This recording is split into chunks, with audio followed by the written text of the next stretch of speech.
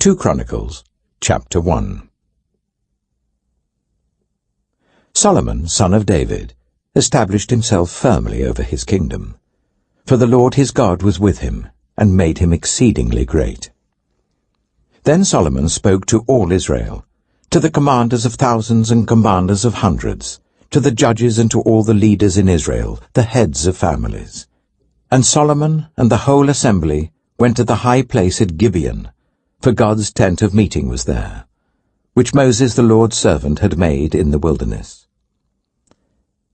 Now David had brought up the ark of God from Kiriath-Jearim to the place he had prepared for it, because he had pitched a tent for it in Jerusalem. But the bronze altar that Bezalel, son of Uri, son of Hur, had made, was in Gibeon in front of the tabernacle of the Lord. So Solomon and the assembly inquired of him there.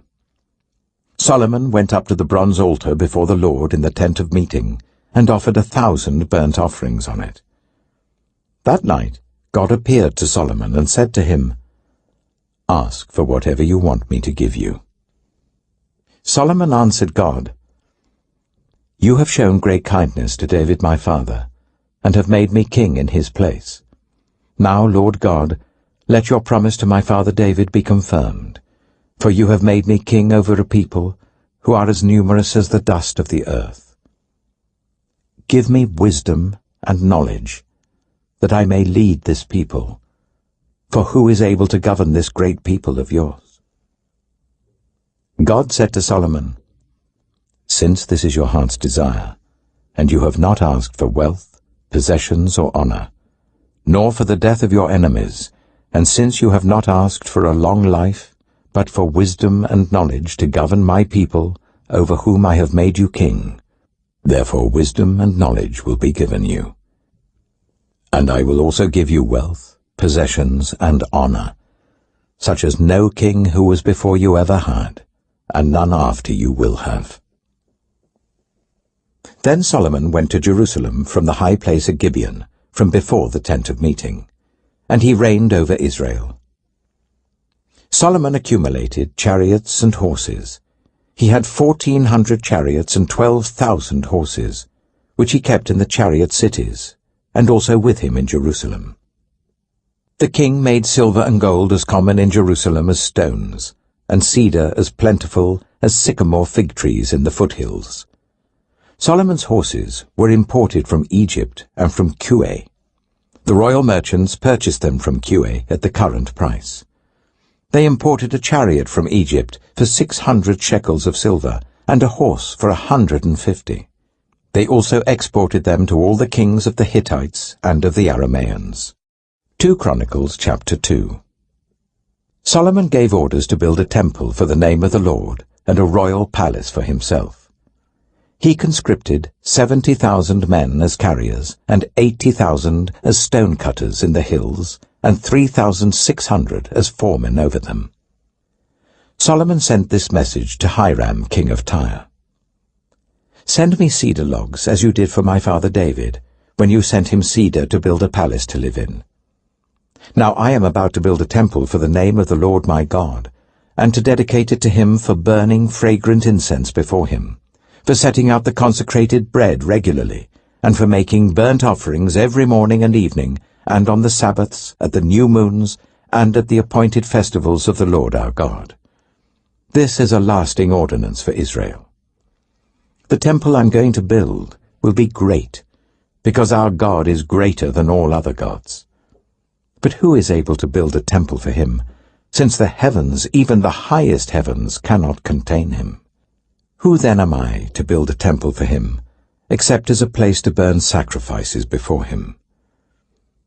Send me therefore a man skilled to work in gold and silver, bronze and iron, and in purple, crimson, and blue yarn, and experienced in the art of engraving, to work in Judah and Jerusalem with my skilled workers, whom my father David provided.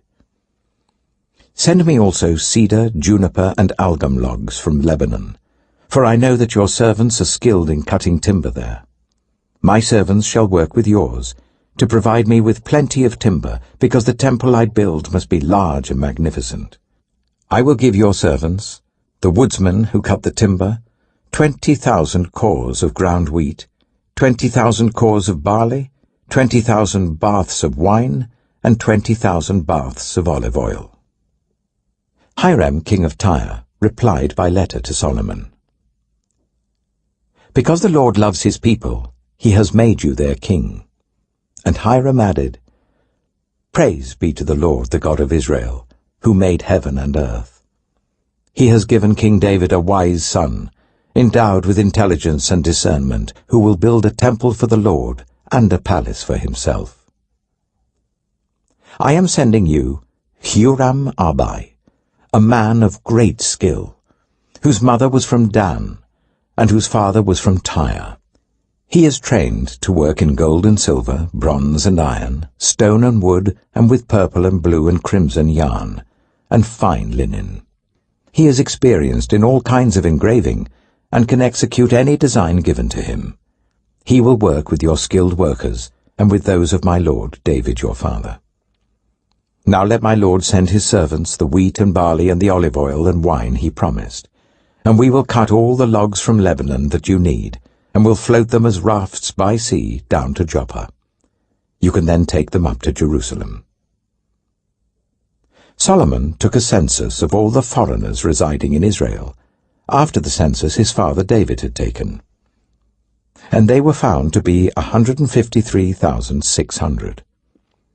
He assigned 70,000 of them to be carriers, and 80,000 to be stone cutters in the hills, with 3,600 foremen over them to keep the people working. 2 Chronicles chapter 3. Then Solomon began to build the temple of the Lord in Jerusalem on Mount Moriah, where the Lord had appeared to his father David. It was on the threshing floor of Araunah the Jebusite, the place provided by David. He began building on the 2nd day of the 2nd month in the 4th year of his reign. The foundation Solomon laid for building the temple of God was 60 cubits long and 20 cubits wide, using the cubit of the old standard. The portico at the front of the temple was 20 cubits long across the width of the building and 20 cubits high. He overlaid the inside with pure gold. He panelled the main hall with juniper and covered it with fine gold and decorated it with palm tree and chain designs.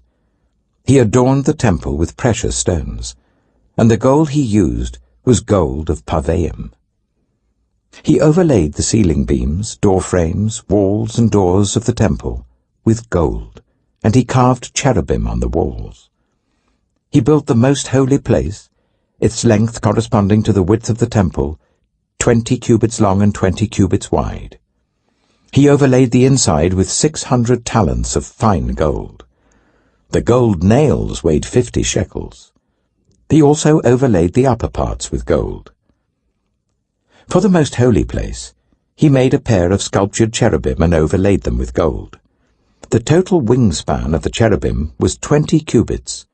One wing of the first cherub was 5 cubits long and touched the temple wall, while its other wing, also 5 cubits long, touched the wing of the other cherub. Similarly, one wing of the second cherub was 5 cubits long and touched the other temple wall, and its other wing, also 5 cubits long, touched the wing of the first cherub. The wings of these cherubim extended 20 cubits. They stood on their feet, facing the main hall. He made the curtain of blue, purple, and crimson yarn and fine linen, with cherubim worked into it. For the front of the temple, he made 2 pillars, which together were 35 cubits long, each with a capital 5 cubits high. He made interwoven chains and put them on top of the pillars. He also made 100 pomegranates and attached them to the chains. He erected the pillars in the front of the temple, one to the south and one to the north. The one to the south he named Jachin, and the one to the north, Boaz. 2 Chronicles chapter 4. He made a bronze altar, 20 cubits long, 20 cubits wide, and 10 cubits high. He made the sea of cast metal, circular in shape, measuring 10 cubits from rim to rim and 5 cubits high. It took a line of 30 cubits to measure round it. Below the rim, figures of bulls encircled it, 10 to a cubit. The bulls were cast in 2 rows in one piece with the sea. The sea stood on 12 bulls, 3 facing north, 3 facing west, 3 facing south, and 3 facing east. The sea rested on top of them, and their hind quarters were towards the centre. It was a hand-breadth in thickness, and its rim was like the rim of a cup, like a lily blossom. It held 3,000 baths. He then made 10 basins for washing, and placed 5 on the south side and 5 on the north. In them the things to be used for the burnt offerings were rinsed, but the sea was to be used by the priests for washing. He made 10 gold lampstands according to the specifications for them, and placed them in the temple, 5 on the south side and 5 on the north. He made 10 tables and placed them in the temple, 5 on the south side and 5 on the north. He also made 100 gold sprinkling bowls. He made the courtyard of the priests, and the large court and the doors for the court, and overlaid the doors with bronze. He placed the sea on the south side, at the southeast corner. And Huram also made the pots and shovels and sprinkling bowls. So Huram finished the work he had undertaken for King Solomon in the temple of God. The 2 pillars, the 2 bowl-shaped capitals on top of the pillars, the 2 sets of network decorating the 2 bowl-shaped capitals on top of the pillars, the 400 pomegranates for the 2 sets of network, 2 rows of pomegranates for each network, decorating the bowl-shaped capitals on top of the pillars, the stands with their basins, the sea and the 12 bulls under it, the pots, shovels, meat forks, and all related articles. All the objects that Huram-Abi made for King Solomon for the temple of the Lord were of polished bronze. The king had them cast in clay moulds in the plain of the Jordan, between Succoth and Zarethan. All these things that Solomon made amounted to so much that the weight of the bronze could not be calculated. Solomon also made all the furnishings that were in God's temple, the golden altar, the tables on which was the bread of the presence, the lampstands of pure gold with their lamps, to burn in front of the inner sanctuary as prescribed, the gold floral work, and lamps and tongs. They were solid gold. The pure gold wick trimmers, sprinkling bowls, dishes, and censers, and the gold doors of the temple, the inner doors to the most holy place, and the doors of the main hall. 2 Chronicles chapter 5. When all the work Solomon had done for the temple of the Lord was finished, he brought in the things his father David had dedicated, the silver and gold and all the furnishings, and he placed them in the treasuries of God's temple. Then Solomon summoned to Jerusalem the elders of Israel, all the heads of the tribes and the chiefs of the Israelite families, to bring up the ark of the Lord's covenant from Zion, the city of David.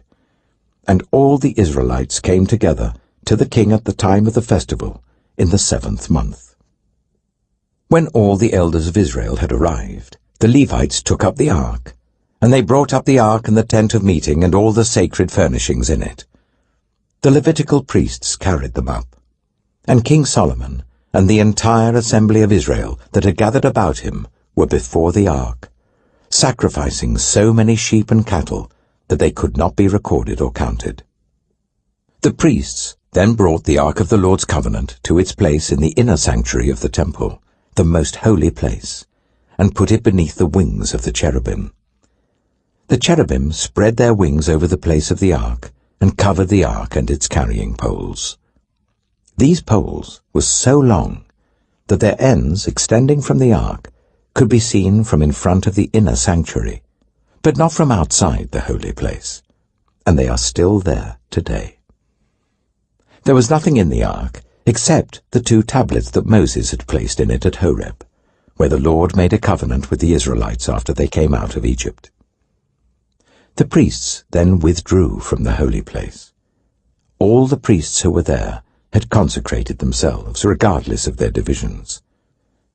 All the Levites who were musicians, Asaph, Heman, Jeduthun, and their sons and relatives, stood on the east side of the altar, dressed in fine linen and playing cymbals, harps, and lyres. They were accompanied by 120 priests sounding trumpets. The trumpeters and musicians joined in unison to give praise and thanks to the Lord. Accompanied by trumpets, cymbals, and other instruments, the singers raised their voices in praise to the Lord and sang, "He is good, his love endures forever." Then the temple of the Lord was filled with the cloud, and the priests could not perform their service because of the cloud, for the glory of the Lord filled the temple of God. 2 Chronicles chapter 6. Then Solomon said, "The Lord has said that he would dwell in a dark cloud. I have built a magnificent temple for you, a place for you to dwell forever." While the whole assembly of Israel was standing there, the king turned round and blessed them. Then he said, "Praise be to the Lord, the God of Israel, who with his hands has fulfilled what he promised with his mouth to my father David. For he said, 'Since the day I brought my people out of Egypt, I have not chosen a city in any tribe of Israel to have a temple built, so that my name might be there, nor have I chosen anyone to be ruler over my people Israel. But now I have chosen Jerusalem for my name to be there, and I have chosen David to rule my people Israel.' My father David had it in his heart to build a temple for the name of the Lord, the God of Israel. But the Lord said to my father David, 'You did well to have it in your heart to build a temple for my name. Nevertheless, you are not the one to build the temple, but your son, your own flesh and blood, he is the one who will build the temple for my name.' The Lord has kept the promise he made. I have succeeded David my father, and now I sit on the throne of Israel just as the Lord promised, and I have built the temple for the name of the Lord, the God of Israel. There I have placed the ark, in which is the covenant of the Lord that he made with the people of Israel." Then Solomon stood before the altar of the Lord in front of the whole assembly of Israel and spread out his hands. Now he had made a bronze platform, 5 cubits long, 5 cubits wide, and 3 cubits high, and had placed it in the center of the outer court. He stood on the platform, and then knelt down before the whole assembly of Israel, and spread out his hands towards heaven. He said, "Lord, the God of Israel, there is no God like you in heaven or on earth. You who keep your covenant of love with your servants, who continue wholeheartedly in your way. You have kept your promise to your servant David my father.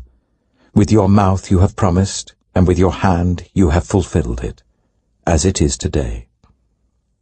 Now, Lord, the God of Israel, keep for your servant David my father the promises you made to him when you said, 'You shall never fail to have a successor to sit before me on the throne of Israel, if only your descendants are careful in all they do, to walk before me according to my law as you have done.' And now, Lord, the God of Israel, let your word that you promised your servant David come true. But will God really dwell on earth with humans? The heavens, even the highest heavens, cannot contain you. How much less this temple that I have built? Yet, Lord my God, give attention to your servant's prayer and his plea for mercy. Hear the cry and the prayer that your servant is praying in your presence. May your eyes be open towards this temple day and night, this place of which you said you would put your name there. May you hear the prayer your servant prays towards this place. Hear the supplications of your servant and of your people Israel when they pray towards this place. Hear from heaven your dwelling place, and when you hear, forgive. When anyone wrongs their neighbor, and is required to take an oath, and they come and swear the oath before your altar in this temple, then hear from heaven and act. Judge between your servants, condemning the guilty and bringing down on their heads what they have done, and vindicating the innocent by treating them in accordance with their innocence. When your people Israel have been defeated by an enemy because they have sinned against you, and when they turn back and give praise to your name, praying and making supplication before you in this temple, then hear from heaven, and forgive the sin of your people Israel, and bring them back to the land you gave to them and their ancestors. When the heavens are shut up, and there is no rain because your people have sinned against you, and when they pray towards this place and give praise to your name, and turn from their sin because you have afflicted them, then hear from heaven, and forgive the sin of your servants, your people Israel. Teach them the right way to live, and send rain on the land that you gave your people for an inheritance. When famine or plague comes to the land, or blight or mildew, locusts or grasshoppers, or when enemies besiege them in any of their cities, whatever disaster or disease may come, and when a prayer or plea is made by anyone among your people Israel, being aware of their afflictions and pains, and spreading out their hands towards this temple, then hear from heaven, your dwelling place. Forgive, and deal with everyone according to all they do, since you know their hearts, for you alone know the human heart, so that they will fear you, and walk in obedience to you all the time they live in the land that you gave our ancestors. As for the foreigner, who does not belong to your people Israel, but has come from a distant land because of your great name and your mighty hand and your outstretched arm, when they come and pray towards this temple, then hear from heaven, your dwelling place. Do whatever the foreigner asks of you, so that all the peoples of the earth may know your name and fear you, as do your own people Israel, and may know that this house that I have built bears your name. When your people go to war against their enemies, wherever you send them, and when they pray to you towards this city you have chosen, and the temple I have built for your name, then hear from heaven their prayer and their plea, and uphold their cause. When they sin against you, for there is no one who does not sin, and you become angry with them and give them over to the enemy, who takes them captive to a land far away or near, and if they have a change of heart in the land where they are held captive, and repent, and plead with you in the land of their captivity, and say, We have sinned, we have done wrong, and acted wickedly. And if they turn back to you with all their heart and soul in the land of their captivity where they were taken, and pray towards the land that you gave their ancestors, towards the city you have chosen, and towards the temple that I have built for your name, then from heaven, your dwelling place, hear their prayer and their pleas, and uphold their cause, and forgive your people who have sinned against you. Now, my God, may your eyes be open and your ears attentive to the prayers offered in this place. Now arise, Lord God, and come to your resting place, you and the ark of your might. May your priests, Lord God, be clothed with salvation. May your faithful people rejoice in your goodness. Lord God, do not reject your anointed one.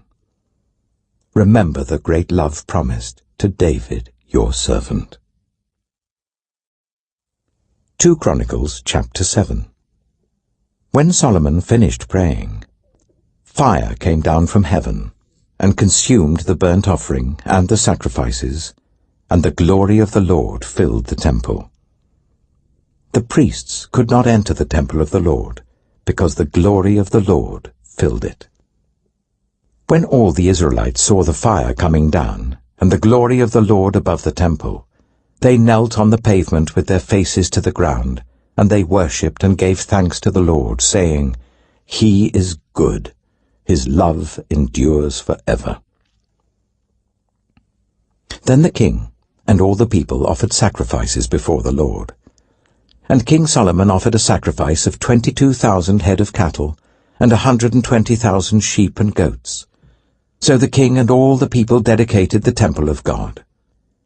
The priests took up their positions, as did the Levites with the Lord's musical instruments, which King David had made for praising the Lord, and which were used when he gave thanks, saying, "His love endures forever." Opposite the Levites, the priests blew their trumpets, and all the Israelites were standing. Solomon consecrated the middle part of the courtyard in front of the temple of the Lord, and there he offered burnt offerings and the fat of the fellowship offerings, because the bronze altar he had made could not hold the burnt offerings, the grain offerings, and the fat portions. So Solomon observed the festival at that time for 7 days, and all Israel with him, a vast assembly, people from Lebo-Hamath to the Wadi of Egypt. On the 8th day they held an assembly, for they had celebrated the dedication of the altar for 7 days, and the festival for 7 days more. On the 23rd day of the 7th month, he sent the people to their homes, joyful and glad in heart, for the good things the Lord had done for David and Solomon, and for his people Israel. When Solomon had finished the temple of the Lord, and the royal palace, and had succeeded in carrying out all he had in mind to do in the temple of the Lord and in his own palace, the Lord appeared to him at night and said, "I have heard your prayer, and have chosen this place for myself as a temple for sacrifices. When I shut up the heavens so that there is no rain, or command locusts to devour the land, or send a plague among my people, if my people, who are called by my name, will humble themselves and pray, and seek my face and turn from their wicked ways, then I will hear from heaven, and I will forgive their sin, and will heal their land. Now my eyes will be open and my ears attentive to the prayers offered in this place. I have chosen and consecrated this temple, so that my name may be there forever. My eyes and my heart will always be there. As for you, if you walk before me faithfully, as David your father did, and do all I command, and observe my decrees and laws, I will establish your royal throne as I covenanted with David your father when I said, 'You shall never fail to have a successor to rule over Israel.' But if you turn away, and forsake the decrees and commands I have given you, and go off to serve other gods and worship them, then I will uproot Israel from my land, which I have given them, and will reject this temple which I have consecrated for my name. I will make it a byword and an object of ridicule among all peoples. This temple will become a heap of rubble. All who pass by will be appalled and say, 'Why has the Lord done such a thing to this land and to this temple?' People will answer, 'Because they have forsaken the Lord, the God of their ancestors, who brought them out of Egypt, and have embraced other gods, worshipping and serving them.' That is why he brought all this disaster on them." 2 Chronicles chapter 8. At the end of 20 years, during which Solomon built the temple of the Lord and his own palace, Solomon rebuilt the villages that Hiram had given him and settled Israelites in them.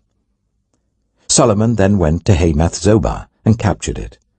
He also built up Tadmor in the desert, and all the store cities he had built in Hamath.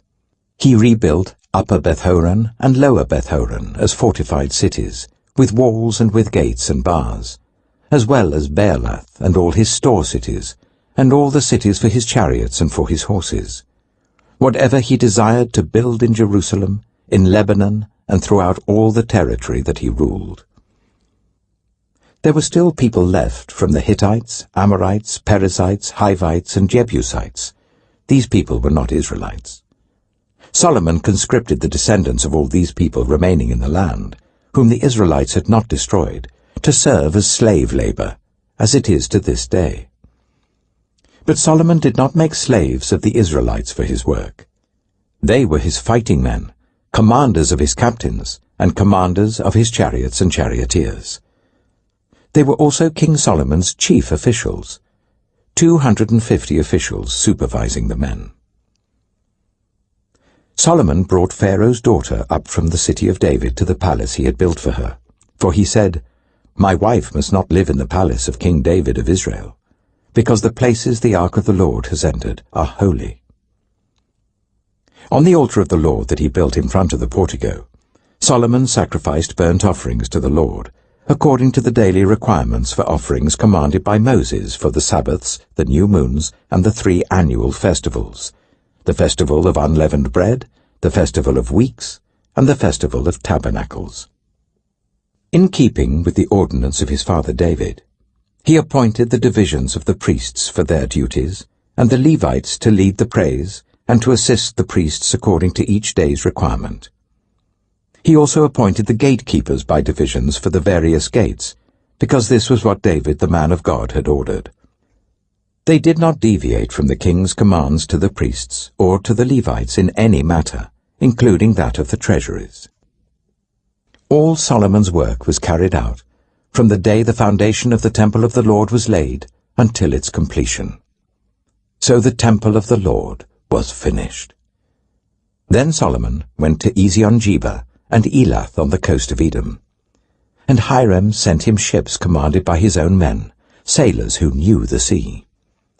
These, with Solomon's men, sailed to Ophir, and brought back 450 talents of gold, which they delivered to King Solomon. 2 Chronicles chapter 9. When the Queen of Sheba heard of Solomon's fame, she came to Jerusalem to test him with hard questions. Arriving with a very great caravan, with camels carrying spices, large quantities of gold and precious stones, she came to Solomon and talked with him about all she had on her mind. Solomon answered all her questions. Nothing was too hard for him to explain to her. When the Queen of Sheba saw the wisdom of Solomon, as well as the palace he had built, the food on his table, the seating of his officials, the attending servants in their robes, the cupbearers in their robes, and the burnt offerings he made at the temple of the Lord, she was overwhelmed. She said to the king, "The report I heard in my own country about your achievements and your wisdom is true.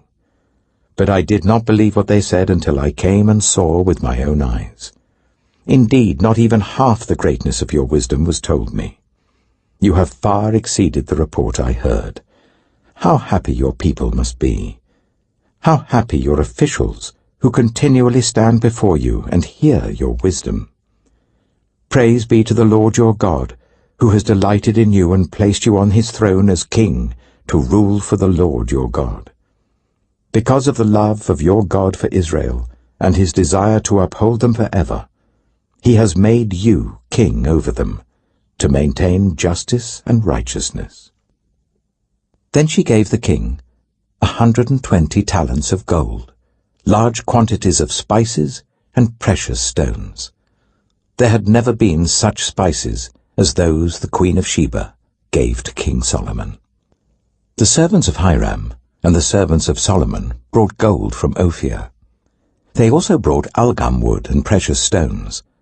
The king used the algum wood to make steps for the temple of the Lord and for the royal palace, and to make harps and lyres for the musicians.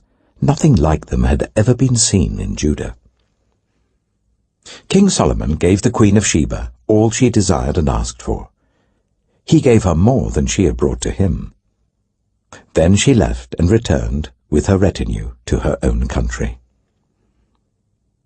The weight of the gold that Solomon received yearly was 666 talents, not including the revenues brought in by merchants and traders. Also, all the kings of Arabia and the governors of the territories brought gold and silver to Solomon. King Solomon made 200 large shields of hammered gold.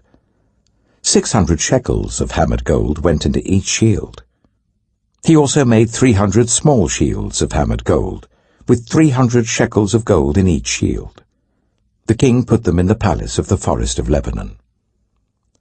Then the king made a great throne covered with ivory and overlaid with pure gold.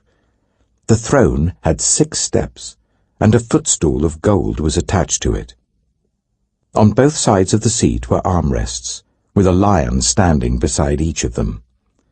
12 lions stood on the 6 steps, one at either end of each step. Nothing like it had ever been made for any other kingdom. All King Solomon's goblets were gold, and all the household articles in the palace of the forest of Lebanon were pure gold. Nothing was made of silver, because silver was considered of little value in Solomon's day. The king had a fleet of trading ships, manned by Hiram's servants. Once every 3 years it returned, carrying gold, silver, and ivory, and apes and baboons.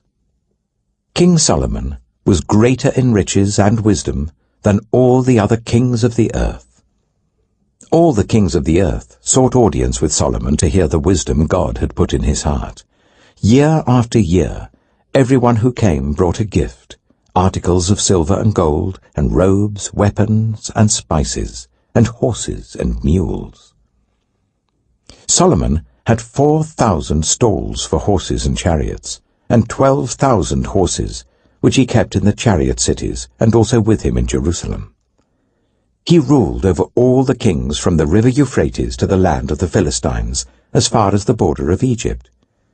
The king made silver as common in Jerusalem as stones, and cedar as plentiful as sycamore fig trees in the foothills. Solomon's horses were imported from Egypt and from all other countries. As for the other events of Solomon's reign, from beginning to end, are they not written in the records of Nathan the prophet, in the prophecy of Ahijah the Shilonite, and in the visions of Iddo the seer concerning Jeroboam son of Nebat? Solomon reigned in Jerusalem over all Israel for 40 years.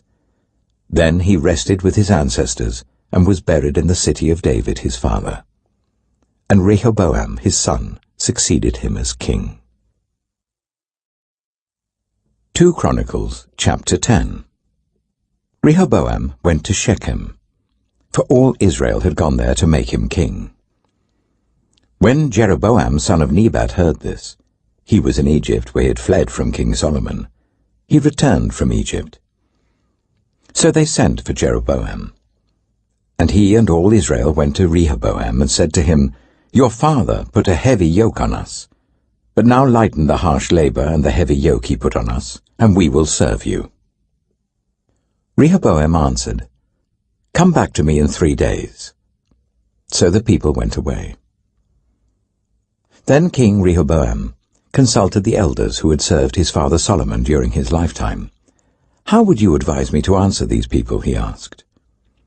They replied, "If you will be kind to these people and please them and give them a favorable answer, they will always be your servants." But Rehoboam rejected the advice the elders gave him and consulted the young men who had grown up with him and who were serving him. He asked them, "What is your advice?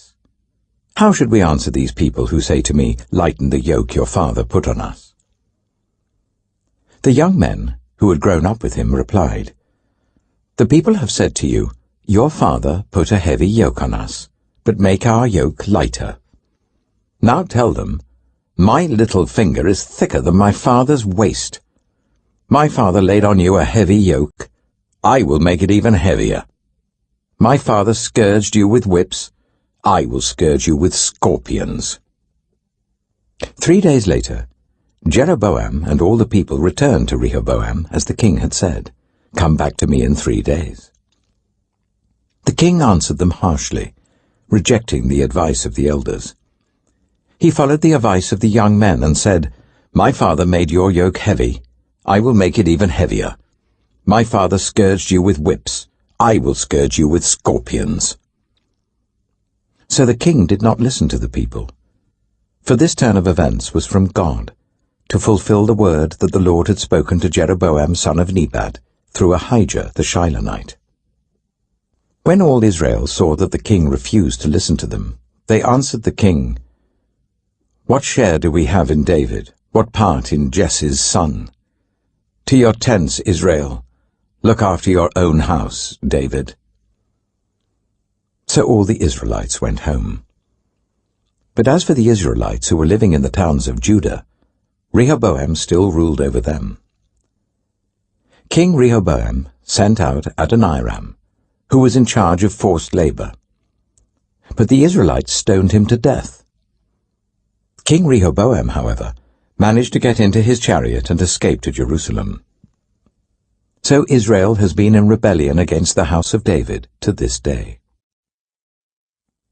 2 Chronicles chapter 11.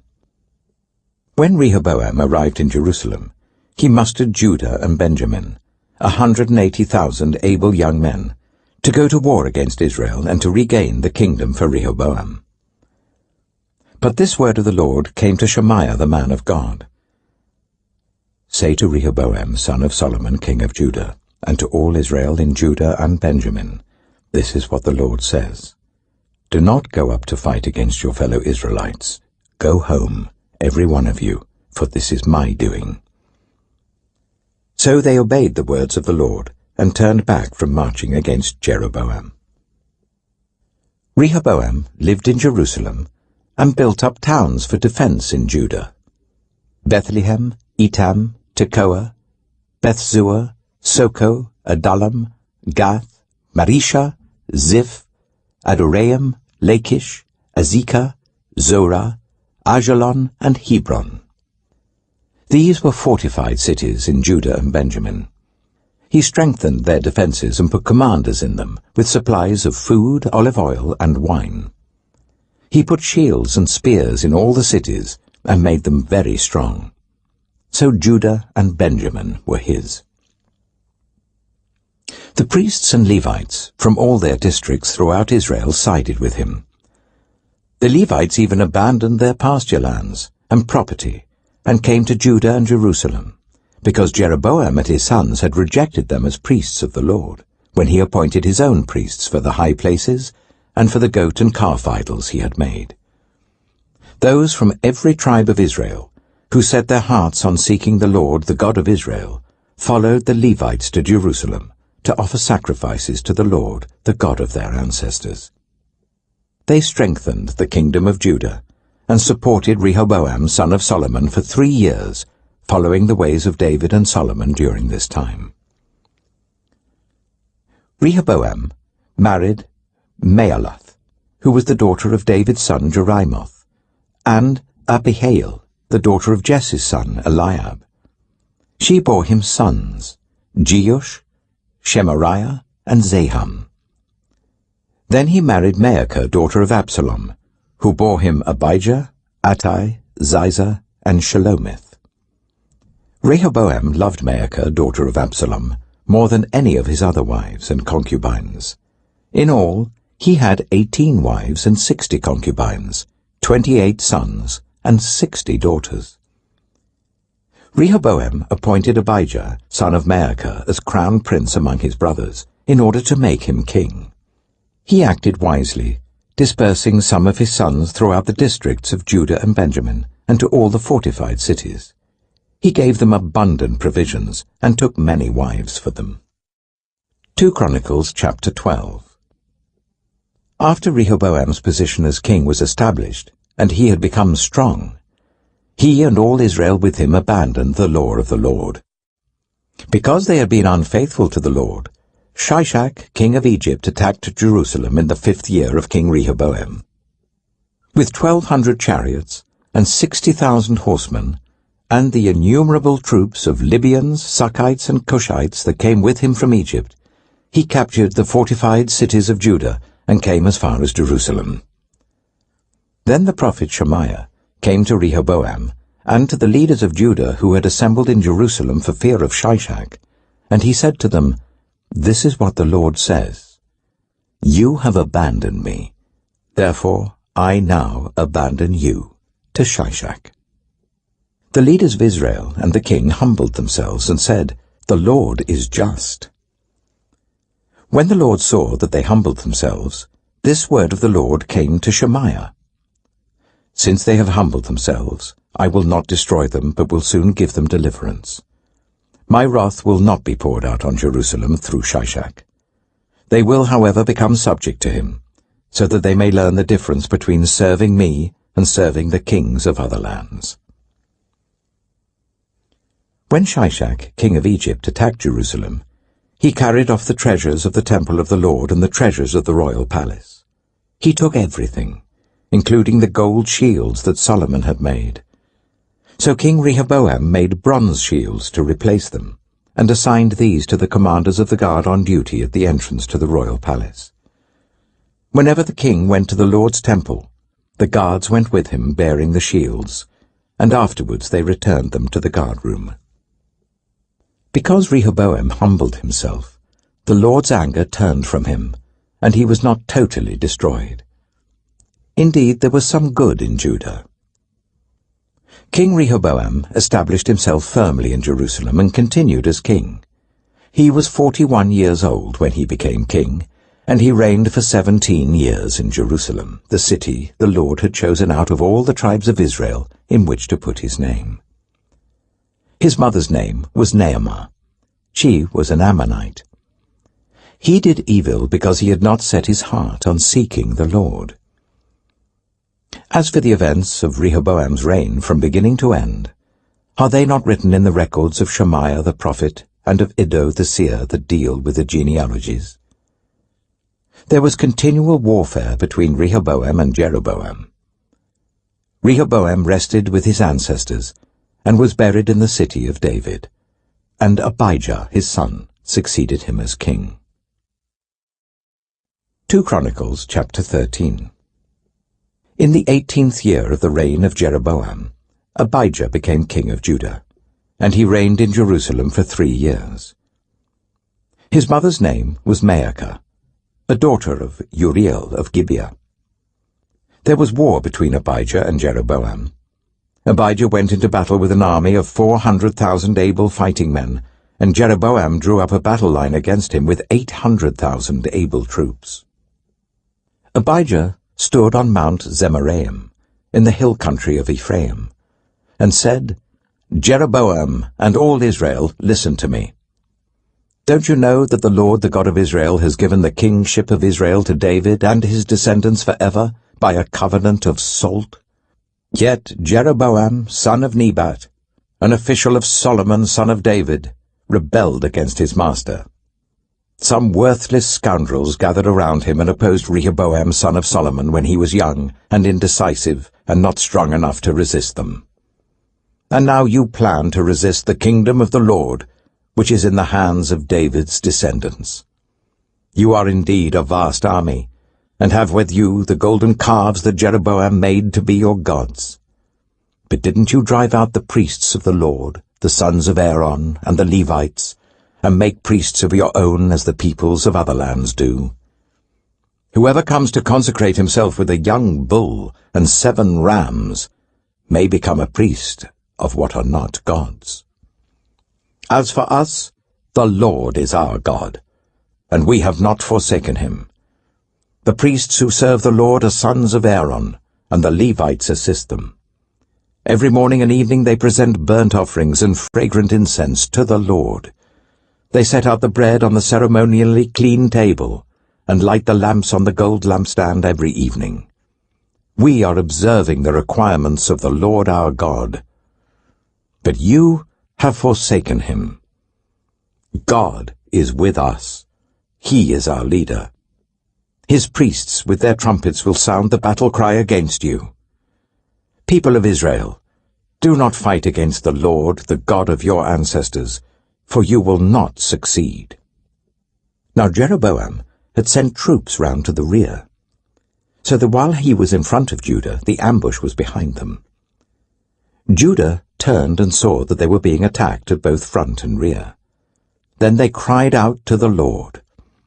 The priests blew their trumpets, and the men of Judah raised the battle cry. At the sound of their battle cry, God routed Jeroboam and all Israel before Abijah and Judah. The Israelites fled before Judah, and God delivered them into their hands. Abijah and his troops inflicted heavy losses on them, so that there were 500,000 casualties among Israel's able men.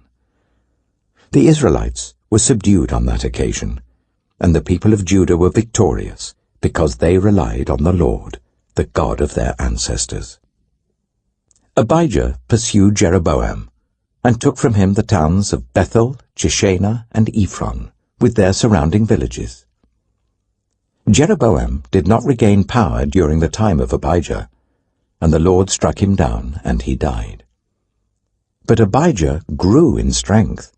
He married 14 wives, and had 22 sons and 16 daughters. The other events of Abijah's reign, what he did and what he said, are written in the annotations of the prophet Iddo. 2 Chronicles, chapter 14. And Abijah rested with his ancestors, and was buried in the city of David. Asa his son succeeded him as king, and in his days the country was at peace for 10 years. Asa did what was good and right in the eyes of the Lord his God. He removed the foreign altars and the high places, smashed the sacred stones, and cut down the Asherah poles. He commanded Judah to seek the Lord, the God of their ancestors, and to obey his laws and commands. He removed the high places and incense altars in every town in Judah, and the kingdom was at peace under him. He built up the fortified cities of Judah, since the land was at peace.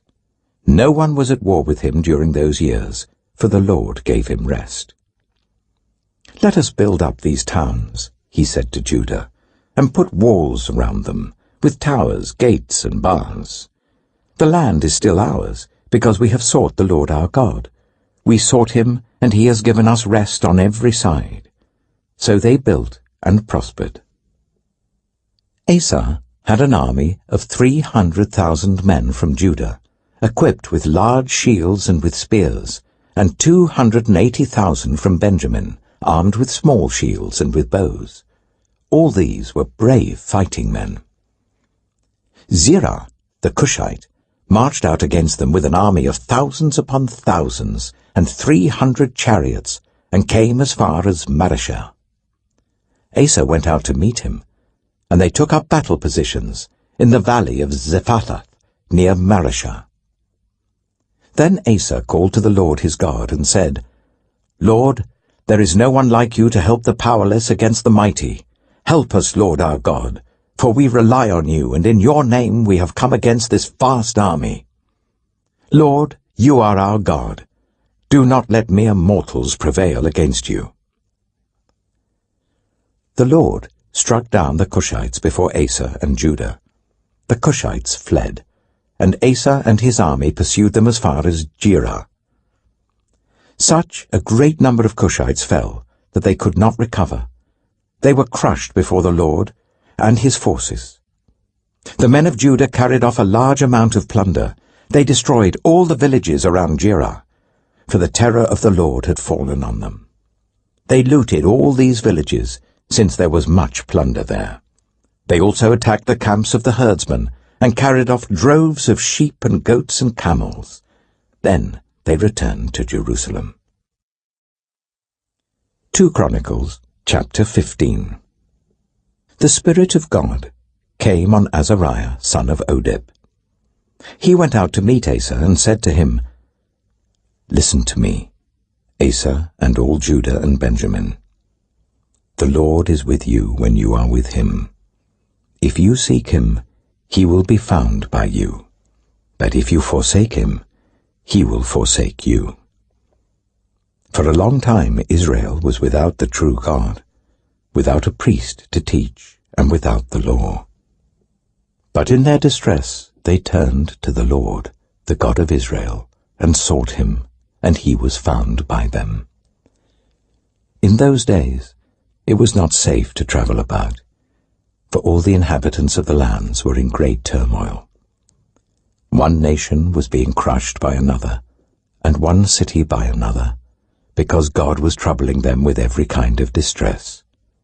But as for you, be strong, and do not give up, for your work will be rewarded." When Asa heard these words, and the prophecy of Azariah, son of Oded the prophet, he took courage. He removed the detestable idols from the whole land of Judah and Benjamin, and from the towns he had captured in the hills of Ephraim. He repaired the altar of the Lord that was in front of the portico of the Lord's temple. Then he assembled all Judah and Benjamin, and the people from Ephraim, Manasseh, and Simeon, who had settled among them, for large numbers had come over to him from Israel, when they saw that the Lord his God was with him.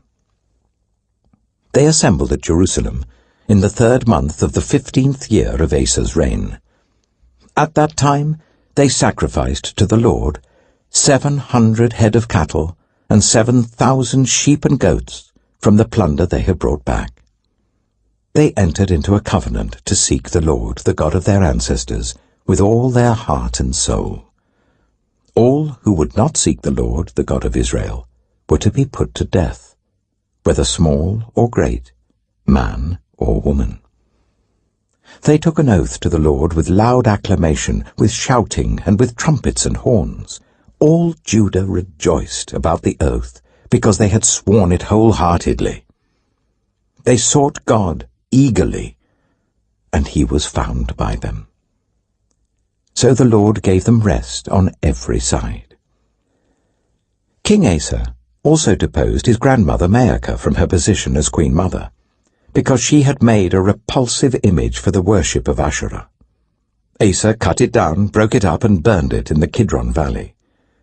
Although he did not remove the high places from Israel, Asa's heart was fully committed to the Lord all his life. He brought into the temple of God the silver and gold and the articles that he and his father had dedicated. There was no more war until the 35th year of Asa's reign. 2 Chronicles, chapter 16. In the 36th year of Asa's reign, Baasha, king of Israel, went up against Judah and fortified Ramah to prevent anyone from leaving or entering the territory of Asa, king of Judah. Asa then took the silver and gold out of the treasuries of the Lord's temple and of his own palace, and sent it to Ben-Hadad, king of Aram, who was ruling in Damascus. "Let there be a treaty between me and you," he said, "as there was between my father and your father. See, I am sending you silver and gold. Now break your treaty with Baasha, king of Israel, so that he will withdraw from me." Ben-Hadad agreed with King Asa, and sent the commanders of his forces against the towns of Israel. They conquered Ijon, Dan, Abel-Maim, and all the store cities of Naphtali. When Baasha heard this, he stopped building Ramah and abandoned his work. Then King Asa brought all the men of Judah, and they carried away from Ramah the stones and timber Baasha had been using. With them he built up Geba and Mizpah.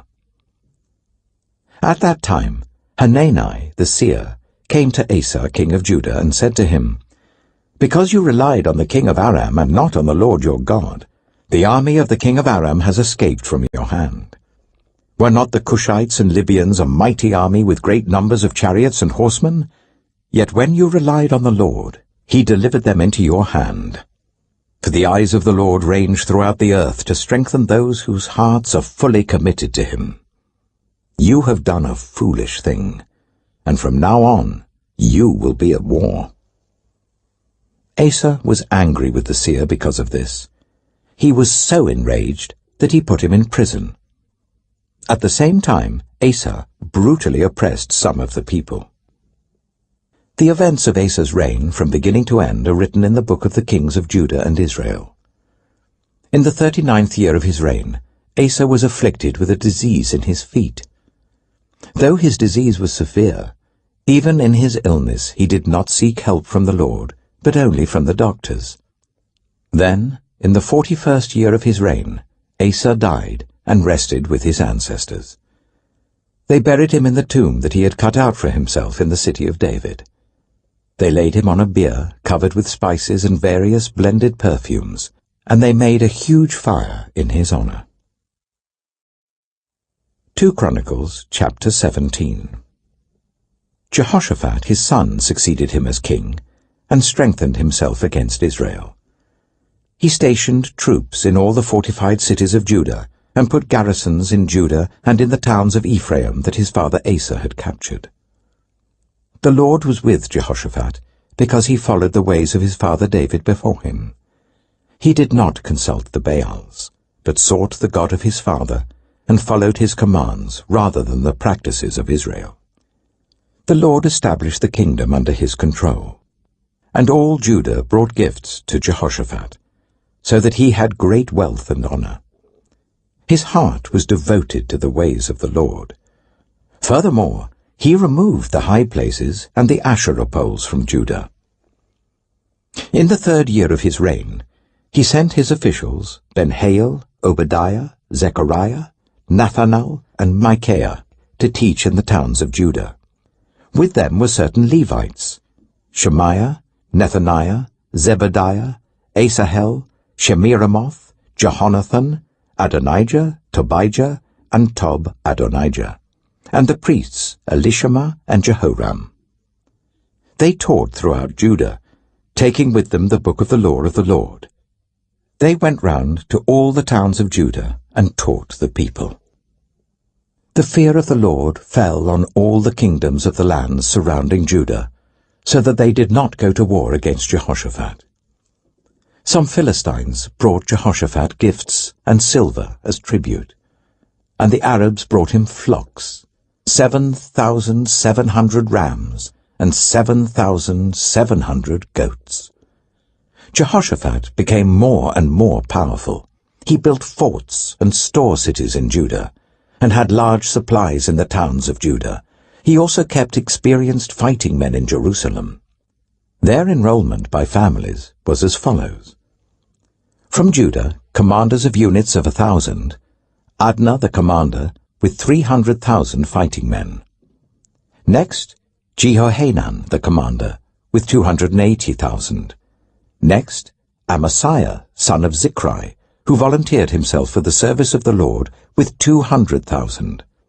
From Benjamin, Eliada, a valiant soldier with 200,000 men armed with bows and shields. Next, Jehozabad, with 180,000 men armed for battle. These were the men who served the king, besides those he stationed in the fortified cities throughout Judah. 2 Chronicles, chapter 18. Now Jehoshaphat had great wealth and honor, and he allied himself with Ahab by marriage. Some years later he went down to see Ahab in Samaria. Ahab slaughtered many sheep and cattle for him, and the people with him, and urged him to attack Ramoth-Gilead. Ahab, king of Israel, asked Jehoshaphat, king of Judah, "Will you go with me against Ramoth-Gilead?" Jehoshaphat replied, "I am as you are, and my people as your people. We will join you in the war." But Jehoshaphat also said to the king of Israel, "First seek the counsel of the Lord." So the king of Israel brought together the prophets, 400 men, and asked them, "Shall we go to war against Ramoth-Gilead, or shall I not?" "Go," they answered, "for God will give it into the king's hand." But Jehoshaphat asked, "Is there no longer a prophet of the Lord here, whom we can inquire of?" The king of Israel answered Jehoshaphat, "There is still one prophet through whom we can inquire of the Lord, but I hate him, because he never prophesies anything good about me, but always bad. He is Micaiah, son of Imlah." "The king should not say such a thing," Jehoshaphat replied. So the king of Israel called one of his officials and said, "Bring Micaiah, son of Imlah, at once."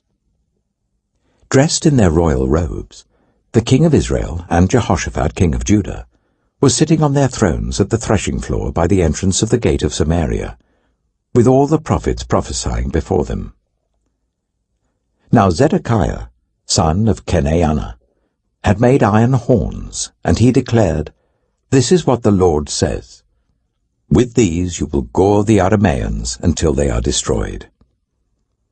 All the other prophets were prophesying the same thing. "Attack Ramoth-Gilead and be victorious," they said, "for the Lord will give it into the king's hand." The messenger who had gone to summon Micaiah said to him, "Look, the other prophets without exception are predicting success for the king. Let your word agree with theirs and speak favorably." But Micaiah said, "As surely as the Lord lives, I can tell him only what my God says." When he arrived, the king asked him, "Micaiah, shall we go to war against Ramoth-Gilead, or shall I not?" "Attack and be victorious," he answered, "for they will be given into your hand." The king said to him, "How many times must I make you swear to tell me nothing but the truth in the name of the Lord?" Then Micaiah answered, "I saw all Israel scattered on the hills like sheep without a shepherd. And the Lord said, 'These people have no master. Let each one go home in peace.'" The king of Israel said to Jehoshaphat, "Didn't I tell you that he never prophesies anything good about me, but only bad?" Micaiah continued, "Therefore hear the word of the Lord. I saw the Lord sitting on his throne, with all the multitudes of heaven standing on his right and on his left. And the Lord said, 'Who will entice Ahab, king of Israel, into attacking Ramoth-Gilead and going to his death there?'" One suggested this, and another that. Finally, a spirit came forward, stood before the Lord, and said, "I will entice him." "By what means?" the Lord asked. "I will go and be a deceiving spirit in the mouths of all his prophets," he said. "You will succeed in enticing him," said the Lord. "Go and do it." So now the Lord has put a deceiving spirit in the mouths of these prophets of yours. The Lord has decreed disaster for you. Then Zedekiah, son of Kenaniah, went up and slapped Micaiah in the face. "Which way did the Spirit from the Lord go when he went from me to speak to you?" he asked. Micaiah replied, "You will find out on the day you go to hide in an inner room." The king of Israel then ordered, "Take Micaiah, and send him back to Ammon, the ruler of the city, and to Joash, the king's son, and say, 'This is what the king says. Put this fellow in prison, and give him nothing but bread and water until I return safely.'" Micaiah declared, "If you ever return safely, the Lord has not spoken through me." Then he added, "Mark my words, all you people." So the king of Israel and Jehoshaphat, king of Judah, went up to Ramoth-Gilead. The king of Israel said to Jehoshaphat, "I will enter the battle in disguise, but you wear your royal robes." So the king of Israel disguised himself and went into battle. Now the king of Aram had ordered his chariot commanders, "Do not fight with anyone, small or great, except the king of Israel." When the chariot commanders saw Jehoshaphat, they thought, "This is the king of Israel." So they turned to attack him, but Jehoshaphat cried out, and the Lord helped him. God drew them away from him. For when the chariot commanders saw that he was not the king of Israel, they stopped pursuing him. But someone drew his bow at random and hit the king of Israel between the breastplate and the scale armor. The king told the chariot driver, "Wheel around and get me out of the fighting. I've been wounded." All day long the battle raged, and the king of Israel propped himself up in his chariot facing the Arameans until evening. Then at sunset he died. 2 Chronicles chapter 19. When Jehoshaphat, king of Judah, returned safely to his palace in Jerusalem, Jehu the seer, the son of Hanani, went out to meet him and said to the king, "Should you help the wicked and love those who hate the Lord? Because of this the wrath of the Lord is on you. There is, however, some good in you, for you have rid the land of the Asherah poles, and have set your heart on seeking God." Jehoshaphat lived in Jerusalem, and he went out again among the people from Beersheba to the hill country of Ephraim, and turned them back to the Lord, the God of their ancestors. He appointed judges in the land, in each of the fortified cities of Judah. He told them, "Consider carefully what you do, because you are not judging for mere mortals, but for the Lord, who is with you whenever you give a verdict. Now let the fear of the Lord be on you. Judge carefully, for with the Lord our God there is no injustice or partiality or bribery." In Jerusalem also, Jehoshaphat appointed some of the Levites, priests, and heads of Israelite families to administer the law of the Lord and to settle disputes. And they lived in Jerusalem. He gave them these orders: You must serve faithfully and wholeheartedly in the fear of the Lord. In every case that comes before you from your people who live in the cities, whether bloodshed or other concerns of the law, commands, decrees, or regulations, you are to warn them not to sin against the Lord. Otherwise his wrath will come on you and your people. Do this, and you will not sin. Amariah, the chief priest, will be over you in any matter concerning the Lord, and Zebediah son of Ishmael, the leader of the tribe of Judah, will be over you in any matter concerning the king, and the Levites will serve as officials before you. Act with courage, and may the Lord be with those who do well. 2 Chronicles chapter 20. After this, the Moabites and Ammonites, with some of the Meunites, came to wage war against Jehoshaphat. Some people came and told Jehoshaphat, "A vast army is coming against you from Edom, from the other side of the Dead Sea. It is already in Hazazon Tamar," that is, En-gedi. Alarmed, Jehoshaphat resolved to inquire of the Lord, and he proclaimed a fast for all Judah. The people of Judah came together to seek help from the Lord. Indeed, they came from every town in Judah to seek him. Then Jehoshaphat stood up in the assembly of Judah and Jerusalem, at the temple of the Lord in the front of the new courtyard, and said, "Lord, the God of our ancestors, are you not the God who is in heaven? You rule over all the kingdoms of the nations.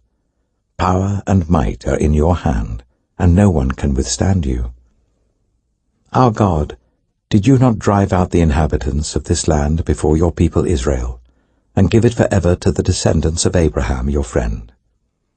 They have lived in it, and have built in it a sanctuary for your name, saying, 'If calamity comes upon us, whether the sword of judgment, or plague, or famine, we will stand in your presence before this temple that bears your name, and will cry out to you in our distress, and you will hear us and save us.' But now here are men from Ammon, Moab, and Mount Seir, whose territory you would not allow Israel to invade when they came from Egypt. So they turned away from them and did not destroy them. See how they are repaying us by coming to drive us out of the possession you gave us as an inheritance.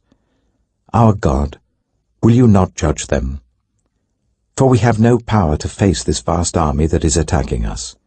We do not know what to do, but our eyes are on you."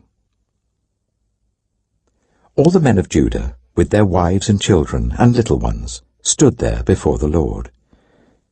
Then the Spirit of the Lord came on Jahaziel, son of Zechariah, the son of Benaiah, the son of Jeiel, the son of Mattaniah, a Levite, and descendant of Asaph, as he stood in the assembly.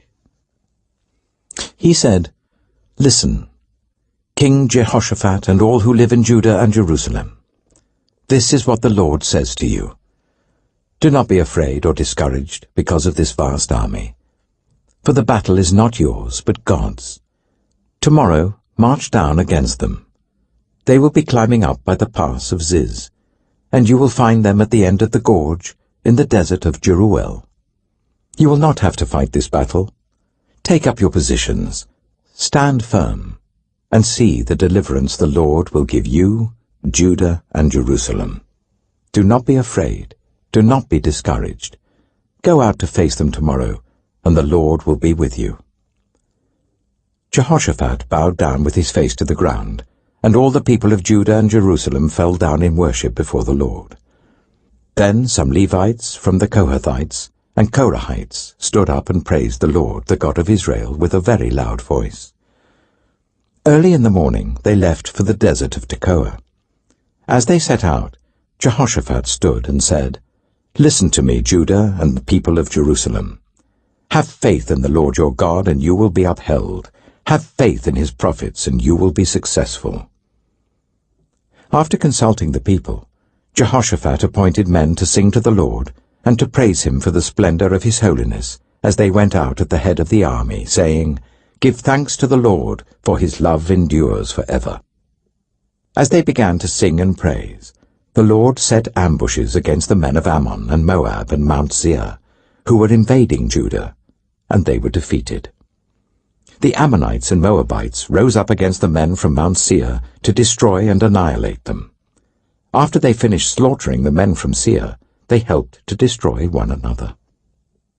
When the men of Judah came to the place that overlooks the desert and looked towards the vast army, they saw only dead bodies lying on the ground. No one escaped. So Jehoshaphat and his men went to carry off their plunder, and they found among them a great amount of equipment and clothing, and also articles of value, more than they could take away. There was so much plunder that it took 3 days to collect it. On the 4th day they assembled in the valley of Barakah, where they praised the Lord. This is why it is called the valley of Barakah to this day. Then, led by Jehoshaphat, all the men of Judah and Jerusalem returned joyfully to Jerusalem, for the Lord had given them cause to rejoice over their enemies. They entered Jerusalem and went to the temple of the Lord with harps and lyres and trumpets. The fear of God came on all the surrounding kingdoms when they heard how the Lord had fought against the enemies of Israel, and the kingdom of Jehoshaphat was at peace, for his God had given him rest on every side. So Jehoshaphat reigned over Judah. He was 35 years old when he became king of Judah, and he reigned in Jerusalem for 25 years. His mother's name was Azubah, daughter of Shilhi. He followed the ways of his father Asa, and did not stray from them. He did what was right in the eyes of the Lord. The high places, however, were not removed, and the people still had not set their hearts on the God of their ancestors. The other events of Jehoshaphat's reign, from beginning to end, are written in the annals of Jehu, son of Hanani, which are recorded in the book of the kings of Israel. Later, Jehoshaphat, king of Judah, made an alliance with Ahaziah, king of Israel, whose ways were wicked. He agreed with him to construct a fleet of trading ships. After these were built at Ezion-Geber, Eleazar, son of Dodavahu of Mareshah, prophesied against Jehoshaphat, saying, "Because you have made an alliance with Ahaziah, the Lord will destroy what you have made." The ships were wrecked and were not able to set sail to trade. 2 Chronicles, chapter 21. Then Jehoshaphat rested with his ancestors, and was buried with them in the city of David. And Jehoram his son succeeded him as king. Jehoram's brothers, the sons of Jehoshaphat, were Azariah, Jehiel, Zechariah, Azariahu, Michael, and Shephatiah. All these were sons of Jehoshaphat, king of Israel. Their father had given them many gifts of silver and gold, and articles of value, as well as fortified cities in Judah. But he had given the kingdom to Jehoram, because he was his firstborn son. When Jehoram established himself firmly over his father's kingdom, he put all his brothers to the sword, along with some of the officials of Israel. Jehoram was 32 years old when he became king, and he reigned in Jerusalem for 8 years. He followed the ways of the kings of Israel, as the house of Ahab had done, for he married a daughter of Ahab. He did evil in the eyes of the Lord. Nevertheless, because of the covenant the Lord had made with David, the Lord was not willing to destroy the house of David. He had promised to maintain a lamp for him and his descendants forever. In the time of Jehoram, Edom rebelled against Judah and set up its own king. So Jehoram went there with his officers and all his chariots. The Edomites surrounded him and his chariot commanders, but he rose up and broke through by night. To this day, Edom has been in rebellion against Judah. Libnah revolted at the same time, because Jehoram had forsaken the Lord, the God of his ancestors. He had also built high places on the hills of Judah, and had caused the people of Jerusalem to prostitute themselves, and had led Judah astray. Jehoram received a letter from Elijah the prophet, which said, "This is what the Lord, the God of your father David, says. You have not followed the ways of your father Jehoshaphat, or of Asa, king of Judah. But you have followed the ways of the kings of Israel, and you have led Judah and the people of Jerusalem to prostitute themselves, just as the house of Ahab did. You have also murdered your own brothers, members of your own family, men who were better than you. So now the Lord is about to strike your people, your sons, your wives, and everything that is yours with a heavy blow.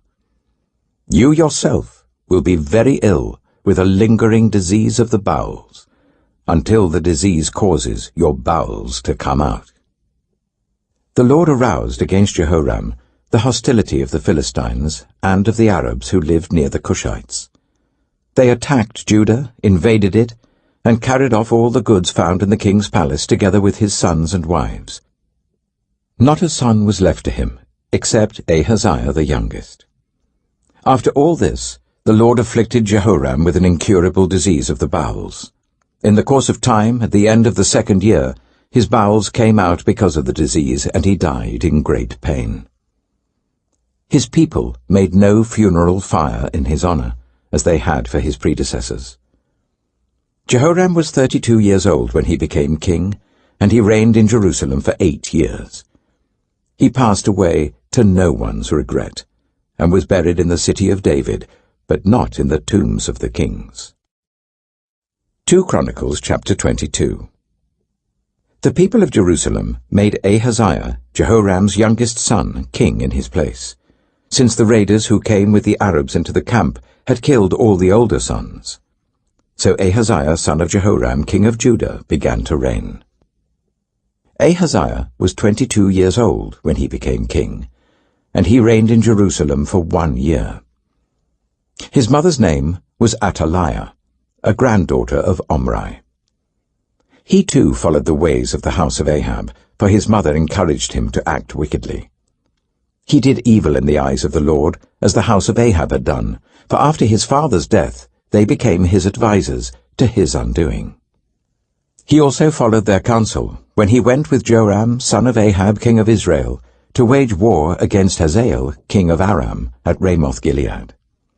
The Arameans wounded Joram, so he returned to Jezreel to recover from the wounds they had inflicted on him at Ramoth, in his battle with Hazael, king of Aram. Then Ahaziah, son of Jehoram, king of Judah, went down to Jezreel to see Joram, son of Ahab, because he had been wounded. Through Ahaziah's visit to Joram, God brought about Ahaziah's downfall. When Ahaziah arrived, he went out with Joram to meet Jehu, son of Nimshi, whom the Lord had anointed to destroy the house of Ahab.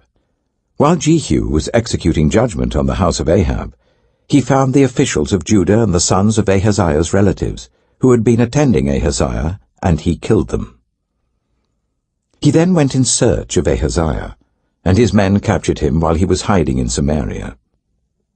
He was brought to Jehu and put to death. They buried him, for they said he was a son of Jehoshaphat, who sought the Lord with all his heart. So there was no one in the house of Ahaziah powerful enough to retain the kingdom. When Athaliah, the mother of Ahaziah, saw that her son was dead, she proceeded to destroy the whole royal family of the house of Judah. But Jehosheba, the daughter of King Jehoram, took Joash, son of Ahaziah, and stole him away from among the royal princes who were about to be murdered, and put him and his nurse in a bedroom. Because Jehosheba, the daughter of King Jehoram, and wife of the priest Jehoiada, was Ahaziah's sister, she hid the child from Athaliah, so that she could not kill him. He remained hidden with them at the temple of God for 6 years, while Athaliah ruled the land. 2 Chronicles chapter 23. In the 7th year, Jehoiada showed his strength. He made a covenant with the commanders of units of 100. Azariah, son of Jeroham, Ishmael, son of Jehohanan, Azariah, son of Obed, Maaseiah, son of Adiah, and Elishaphat, son of Zichri. They went throughout Judah and gathered the Levites and the heads of Israelite families from all the towns. When they came to Jerusalem, the whole assembly made a covenant with the king at the temple of God. Jehoiada said to them, "The king's son shall reign, as the Lord promised concerning the descendants of David. Now this is what you are to do. A third of you priests and Levites, who are going on duty on the Sabbath, are to keep watch at the doors. A third of you at the royal palace, a third at the foundation gate, and all the others are to be in the courtyards of the temple of the Lord. No one is to enter the temple of the Lord except the priests and Levites on duty. They may enter because they are consecrated, but all the others are to observe the Lord's command not to enter. The Levites are to station themselves round the king, each with weapon in hand. Anyone who enters the temple is to be put to death. Stay close to the king wherever he goes. The Levites and all the men of Judah did just as Jehoiada the priest ordered. Each one took his men, those who were going on duty on the Sabbath and those who were going off duty, for Jehoiada the priest had not released any of the divisions. Then he gave the commanders of units of 100 the spears and the large and small shields that had belonged to King David and that were in the temple of God. He stationed all the men, each with his weapon in his hand, round the king, near the altar and the temple, from the south side to the north side of the temple. Jehoiada and his sons brought out the king's son and put the crown on him. They presented him with a copy of the covenant and proclaimed him king. They anointed him and shouted, "Long live the king!" When Athaliah heard the noise of the people, running and cheering the king, she went to them at the temple of the Lord. She looked, and there was the king, standing by his pillar at the entrance. The officers and the trumpeters were beside the king, and all the people of the land were rejoicing and blowing trumpets, and musicians with their instruments were leading the praises. Then Athaliah tore her robes and shouted, "Treason! Treason!" Jehoiada the priest sent out the commanders of units of 100, who were in charge of the troops, and said to them, "Bring her out between the ranks, and put to the sword anyone who follows her." For the priest had said, "Do not put her to death at the temple of the Lord." So they seized her as she reached the entrance of the horse gate on the palace grounds, and there they put her to death. Jehoiada then made a covenant that he, the people and the king, would be the Lord's people. All the people went to the temple of Baal and tore it down. They smashed the altars and idols and killed Mattan the priest of Baal in front of the altars. Then Jehoiada placed the oversight of the temple of the Lord in the hands of the Levitical priests to whom David had made assignments in the temple, to present the burnt offerings of the Lord as written in the law of Moses, with rejoicing and singing as David had ordered. He also stationed gatekeepers at the gates of the Lord's temple, so that no one who was in any way unclean might enter. He took with him the commanders of hundreds, the nobles, the rulers of the people, and all the people of the land, and brought the king down from the temple of the Lord. They went into the palace through the upper gate, and seated the king on the royal throne. All the people of the land rejoiced, and the city was calm, because Athaliah had been slain with the sword. 2 Chronicles chapter 24. Joash was 7 years old when he became king, and he reigned in Jerusalem for 40 years. His mother's name was Zibiah. She was from Beersheba. Joash did what was right in the eyes of the Lord all the years of Jehoiada the priest. Jehoiada chose 2 wives for him, and he had sons and daughters. Sometime later, Joash decided to restore the temple of the Lord. He called together the priests and Levites and said to them, "Go to the towns of Judah and collect the money due annually from all Israel to repair the temple of your God. Do it now." But the Levites did not act at once. Therefore the king summoned Jehoiada the chief priest and said to him, "Why haven't you required the Levites to bring in from Judah and Jerusalem the tax imposed by Moses, the servant of the Lord, and by the assembly of Israel for the tent of the covenant law?" Now the sons of that wicked woman Athaliah had broken into the temple of God and had used even its sacred objects for the Baals. At the king's command, a chest was made and placed outside, at the gate of the temple of the Lord. A proclamation was then issued in Judah and Jerusalem that they should bring to the Lord the tax that Moses, the servant of God, had required of Israel in the wilderness. All the officials and all the people brought their contributions gladly, dropping them into the chest until it was full. Whenever the chest was brought in by the Levites to the king's officials, and they saw that there was a large amount of money, the royal secretary and the officer of the chief priest would come and empty the chest and carry it back to its place. They did this regularly and collected a great amount of money. The king and Jehoiada gave it to those who carried out the work required for the temple of the Lord. They hired masons and carpenters to restore the Lord's temple, and also workers in iron and bronze to repair the temple. The men in charge of the work were diligent, and the repairs progressed under them. They rebuilt the temple of God according to its original design and reinforced it. When they had finished, they brought the rest of the money to the king and Jehoiada, and with it were made articles for the Lord's temple, articles for the service and for the burnt offerings, and also dishes and other objects of gold and silver. As long as Jehoiada lived, burnt offerings were presented continually in the temple of the Lord. Now Jehoiada was old and full of years, and he died at the age of 130. He was buried with the kings in the city of David, because of the good he had done in Israel for God and his temple.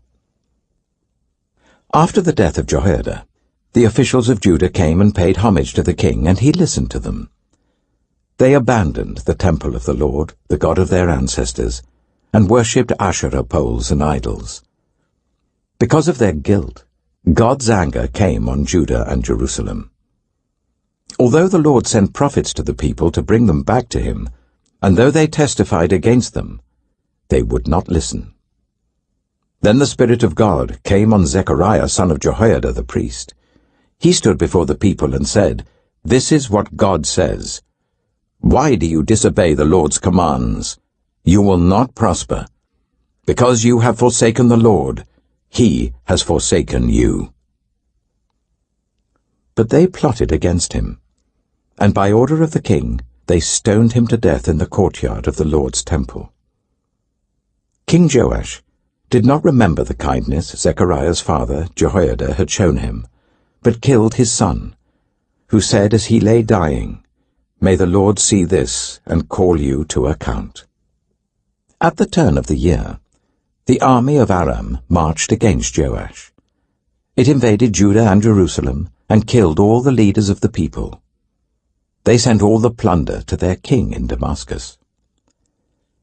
Although the Aramean army had come with only a few men, the Lord delivered into their hands a much larger army. Because Judah had forsaken the Lord, the God of their ancestors, judgment was executed on Joash. When the Arameans withdrew, they left Joash severely wounded. His officials conspired against him for murdering the son of Jehoiada the priest, and they killed him in his bed. So he died, and was buried in the city of David, but not in the tombs of the kings. Those who conspired against him were Zabad, son of Shimeath, an Ammonite woman, and Jehozabad, son of Shimrith, a Moabite woman. The account of his sons, the many prophecies about him, and the record of the restoration of the temple of God are written in the annotations on the book of the kings. And Amaziah his son succeeded him as king. 2 Chronicles chapter 25. Amaziah was 25 years old when he became king, and he reigned in Jerusalem for 29 years. His mother's name was Jehoaddan. She was from Jerusalem. He did what was right in the eyes of the Lord, but not wholeheartedly. After the kingdom was firmly in his control, he executed the officials who had murdered his father the king. Yet he did not put their children to death, but acted in accordance with what is written in the law in the book of Moses, where the Lord commanded, "Parents shall not be put to death for their children, nor children be put to death for their parents. Each will die for their own sin." Amaziah called the people of Judah together, and assigned them according to their families to commanders of thousands and commanders of hundreds for all Judah and Benjamin. He then mustered those 20 years old or more, and found that there were 300,000 men fit for military service, able to handle the spear and shield. He also hired 100,000 fighting men from Israel for 100 talents of silver. But a man of God came to him and said, "Your Majesty, these troops from Israel must not march with you, for the Lord is not with Israel, not with any of the people of Ephraim. Even if you go and fight courageously in battle, God will overthrow you before the enemy, for God has the power to help or to overthrow." Amaziah asked the man of God, "But what about the 100 talents I paid for these Israelite troops?" The man of God replied, "The Lord can give you much more than that." So Amaziah dismissed the troops who had come to him from Ephraim and sent them home. They were furious with Judah and left for home in a great rage. Amaziah then marshaled his strength and led his army to the valley of Salt, where he killed 10,000 men of Seir. The army of Judah also captured 10,000 men alive, took them to the top of a cliff, and threw them down, so that all were dashed to pieces. Meanwhile, the troops that Amaziah had sent back and had not allowed to take part in the war raided towns belonging to Judah, from Samaria to Beth-horon. They killed 3,000 people and carried off great quantities of plunder. When Amaziah returned from slaughtering the Edomites, he brought back the gods of the people of Seir. He set them up as his own gods, bowed down to them and burned sacrifices to them. The anger of the Lord burned against Amaziah, and he sent a prophet to him who said, "Why do you consult this people's gods, who could not save their own people from your hand?" While he was still speaking, the king said to him, "Have we appointed you an adviser to the king?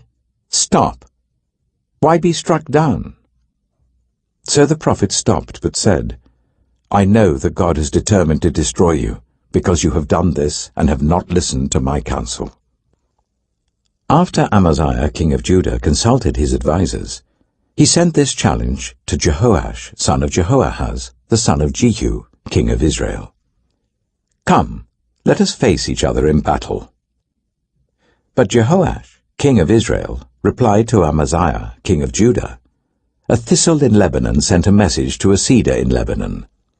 Give your daughter to my son in marriage." Then a wild beast in Lebanon came along and trampled the thistle underfoot. You say to yourself that you have defeated Edom, and now you are arrogant and proud. But stay home. Why ask for trouble, and cause your own downfall, and that of Judah also? Amaziah, however, would not listen. For God so worked that he might deliver them into the hands of Jehoash, because they sought the gods of Edom. So Jehoash, king of Israel, attacked. He and Amaziah, king of Judah, faced each other at Beth-shemesh in Judah. Judah was routed by Israel, and every man fled to his home. Jehoash, king of Israel, captured Amaziah, king of Judah, the son of Joash, the son of Ahaziah, at Beth-shemesh. Then Jehoash brought him to Jerusalem, and broke down the wall of Jerusalem from the Ephraim gate to the corner gate, a section about 400 cubits long. He took all the gold and silver, and all the articles found in the temple of God that had been in the care of Obed-Edom, together with the palace treasures and the hostages, and returned to Samaria. Amaziah, son of Joash, king of Judah, lived for 15 years after the death of Jehoash, son of Jehoahaz, king of Israel. As for the other events of Amaziah's reign, from beginning to end, are they not written in the book of the kings of Judah and Israel? From the time that Amaziah turned away from following the Lord, they conspired against him in Jerusalem, and he fled to Lachish. But they sent men after him to Lachish, and killed him there. He was brought back by horse, and was buried with his ancestors in the city of Judah. 2 Chronicles, chapter 26. Then all the people of Judah took Uzziah, who was 16 years old, and made him king in place of his father Amaziah. He was the one who rebuilt Elath, and restored it to Judah after Amaziah rested with his ancestors. Uzziah was 16 years old when he became king, and he reigned in Jerusalem for 52 years. His mother's name was Jecholiah. She was from Jerusalem. He did what was right in the eyes of the Lord, just as his father Amaziah had done. He sought God during the days of Zechariah, who instructed him in the fear of God. As long as he sought the Lord, God gave him success. He went to war against the Philistines and broke down the walls of Gath, Jabneh, and Ashdod. He then rebuilt towns near Ashdod and elsewhere among the Philistines. God helped him against the Philistines and against the Arabs who lived in Gur-Baal and against the Meunites. The Ammonites brought tribute to Uzziah, and his fame spread as far as the border of Egypt, because he had become very powerful. Uzziah built towers in Jerusalem at the corner gate, at the valley gate, and at the angle of the wall, and he fortified them.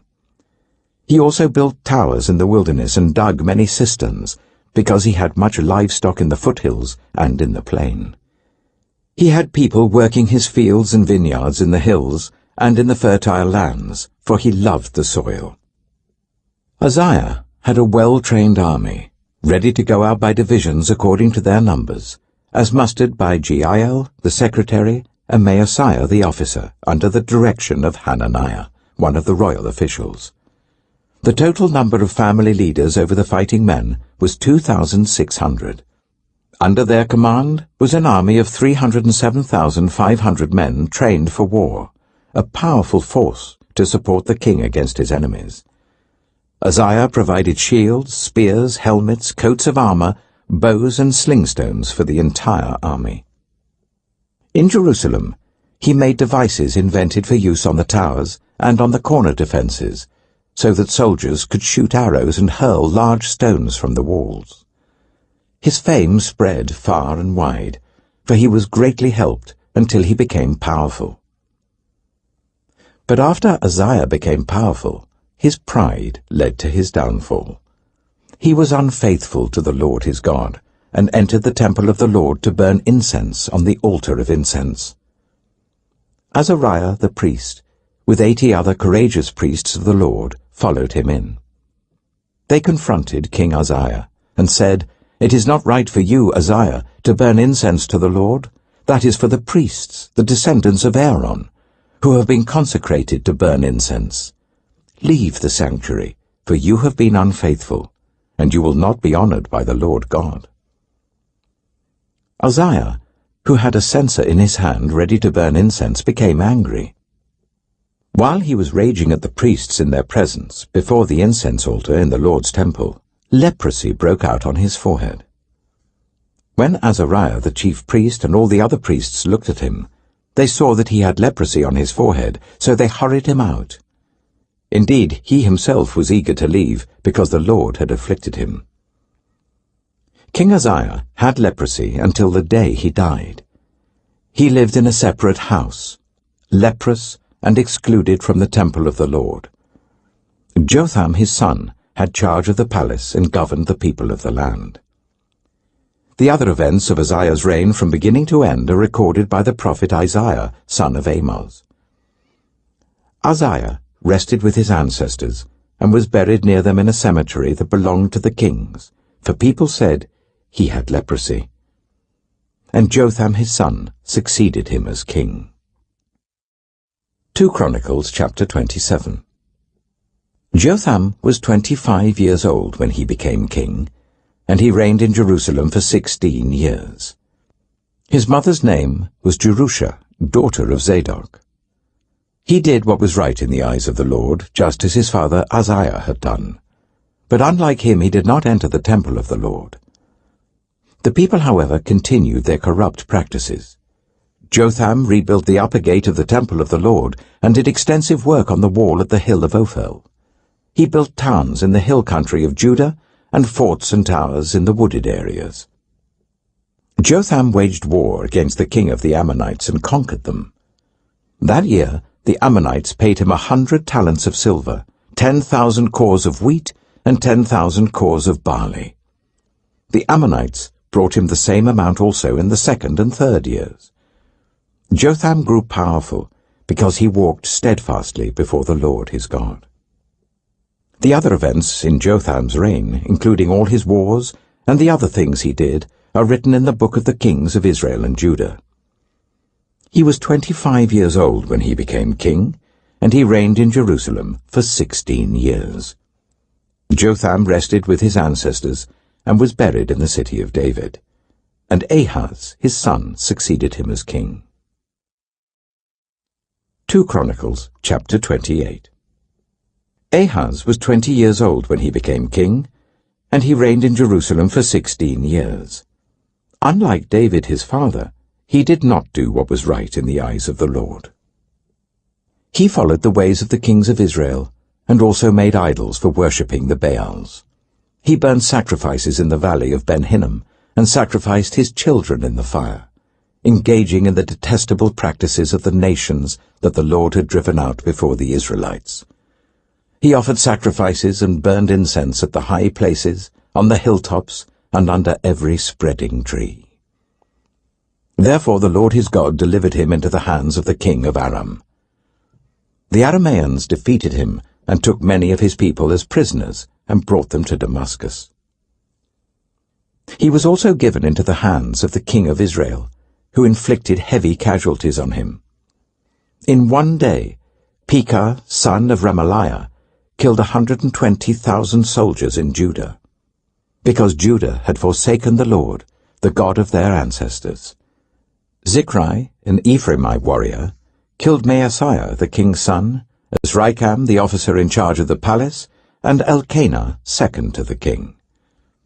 The men of Israel took captive from their fellow Israelites, who were from Judah, 200,000 wives, sons, and daughters. They also took a great deal of plunder which they carried back to Samaria.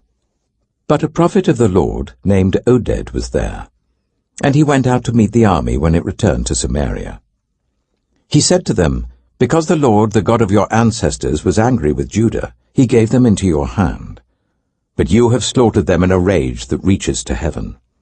And now you intend to make the men and women of Judah and Jerusalem your slaves. But aren't you also guilty of sins against the Lord your God? Now listen to me.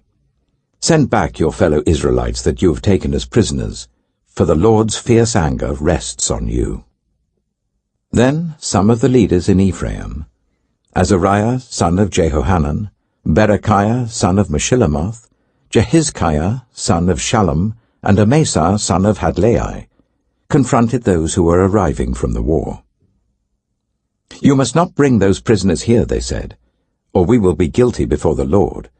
Do you intend to add to our sin and guilt?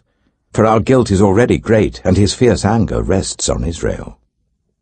So the soldiers gave up the prisoners and plunder in the presence of the officials and all the assembly. The men designated by name took the prisoners, and from the plunder they clothed all who were naked. They provided them with clothes and sandals, food and drink, and healing balm. All those who were weak they put on donkeys. So they took them back to their fellow Israelites at Jericho, the city of palms, and returned to Samaria. At that time, King Ahaz sent to the kings of Assyria for help. The Edomites had again come and attacked Judah and carried away prisoners, while the Philistines had raided towns in the foothills and in the Negev of Judah. They captured and occupied Beth-Shemesh, Ajalon, and Gederoth, as well as Soko, Timnah, and Gimzo, with their surrounding villages. The Lord had humbled Judah because of Ahaz king of Israel, for he had promoted wickedness in Judah and had been most unfaithful to the Lord. Tiglath-Pileser, king of Assyria, came to him, but gave him trouble instead of help. Ahaz took some of the things from the temple of the Lord, and from the royal palace, and from the officials, and presented them to the king of Assyria, but that did not help him. In his time of trouble, King Ahaz became even more unfaithful to the Lord. He offered sacrifices to the gods of Damascus who had defeated him, for he thought, "Since the gods of the kings of Aram have helped them, I will sacrifice to them so that they will help me." But they were his downfall, and the downfall of all Israel. Ahaz gathered together the furnishings from the temple of God and cut them in pieces. He shut the door of the Lord's temple and set up altars at every street corner in Jerusalem. In every town in Judah he built high places to burn sacrifices to other gods and aroused the anger of the Lord, the God of his ancestors. The other events of his reign and all his ways from beginning to end are written in the book of the kings of Judah and Israel. Ahaz rested with his ancestors and was buried in the city of Jerusalem, but he was not placed in the tombs of the kings of Israel. And Hezekiah, his son, succeeded him as king. 2 Chronicles chapter 29. Hezekiah was 25 years old when he became king, and he reigned in Jerusalem for 29 years. His mother's name was Abijah, daughter of Zechariah. He did what was right in the eyes of the Lord, just as his father David had done. In the first month of the first year of his reign, he opened the doors of the temple of the Lord and repaired them. He brought in the priests and Levites, assembled them in the square on the east side, and said, "Listen to me, Levites. Consecrate yourselves now, and consecrate the temple of the Lord, the God of your ancestors. Remove all defilement from the sanctuary. Our parents were unfaithful. They did evil in the eyes of the Lord our God and forsook him. They turned their faces away from the Lord's dwelling place and turned their backs on him. They also shut the doors of the portico and put out the lamps. They did not burn incense or present any burnt offerings at the sanctuary to the God of Israel. Therefore, the anger of the Lord has fallen on Judah and Jerusalem. He has made them an object of dread and horror and scorn, as you can see with your own eyes. This is why our fathers have fallen by the sword, and why our sons and daughters and our wives are in captivity. Now I intend to make a covenant with the Lord, the God of Israel, so that his fierce anger will turn away from us. My sons, do not be negligent now, for the Lord has chosen you to stand before him and serve him, to minister before him and to burn incense." Then these Levites set to work. From the Kohathites, Mahath, son of Amasai, and Joel, son of Azariah. From the Merarites, Kish, son of Abdi, and Azariah, son of Jehalalel. From the Gershonites, Joah, son of Zimmah, and Eden, son of Joah. From the descendants of Elizaphan, Shimri and Jeiel. From the descendants of Asaph, Zechariah and Mattaniah. From the descendants of Heman, Jehiel and Shimei. From the descendants of Jeduthun, Shemaiah and Aziel. When they had assembled their fellow Levites and consecrated themselves, they went in to purify the temple of the Lord as the king had ordered, following the word of the Lord. The priests went into the sanctuary of the Lord to purify it. They brought out to the courtyard of the Lord's temple everything unclean that they found in the temple of the Lord. The Levites took it and carried it out to the Kidron Valley. They began the consecration on the first day of the first month, and by the 8th day of the month they reached the portico of the Lord. For 8 more days they consecrated the temple of the Lord itself, finishing on the 16th day of the first month. Then they went in to King Hezekiah and reported, "We have purified the entire temple of the Lord, the altar of burnt offering with all its utensils, and the table for setting out the consecrated bread with all its articles. We have prepared and consecrated all the articles that King Ahaz removed in his unfaithfulness while he was king. They are now in front of the Lord's altar." Early next morning, King Hezekiah gathered the city officials together and went up to the temple of the Lord. They brought 7 bulls, 7 rams, 7 male lambs, and 7 male goats as a sin offering for the kingdom, for the sanctuary, and for Judah. The king commanded the priests, the descendants of Aaron, to offer these on the altar of the Lord. So they slaughtered the bulls, and the priests took the blood and splashed it against the altar. Next, they slaughtered the rams, and splashed their blood against the altar.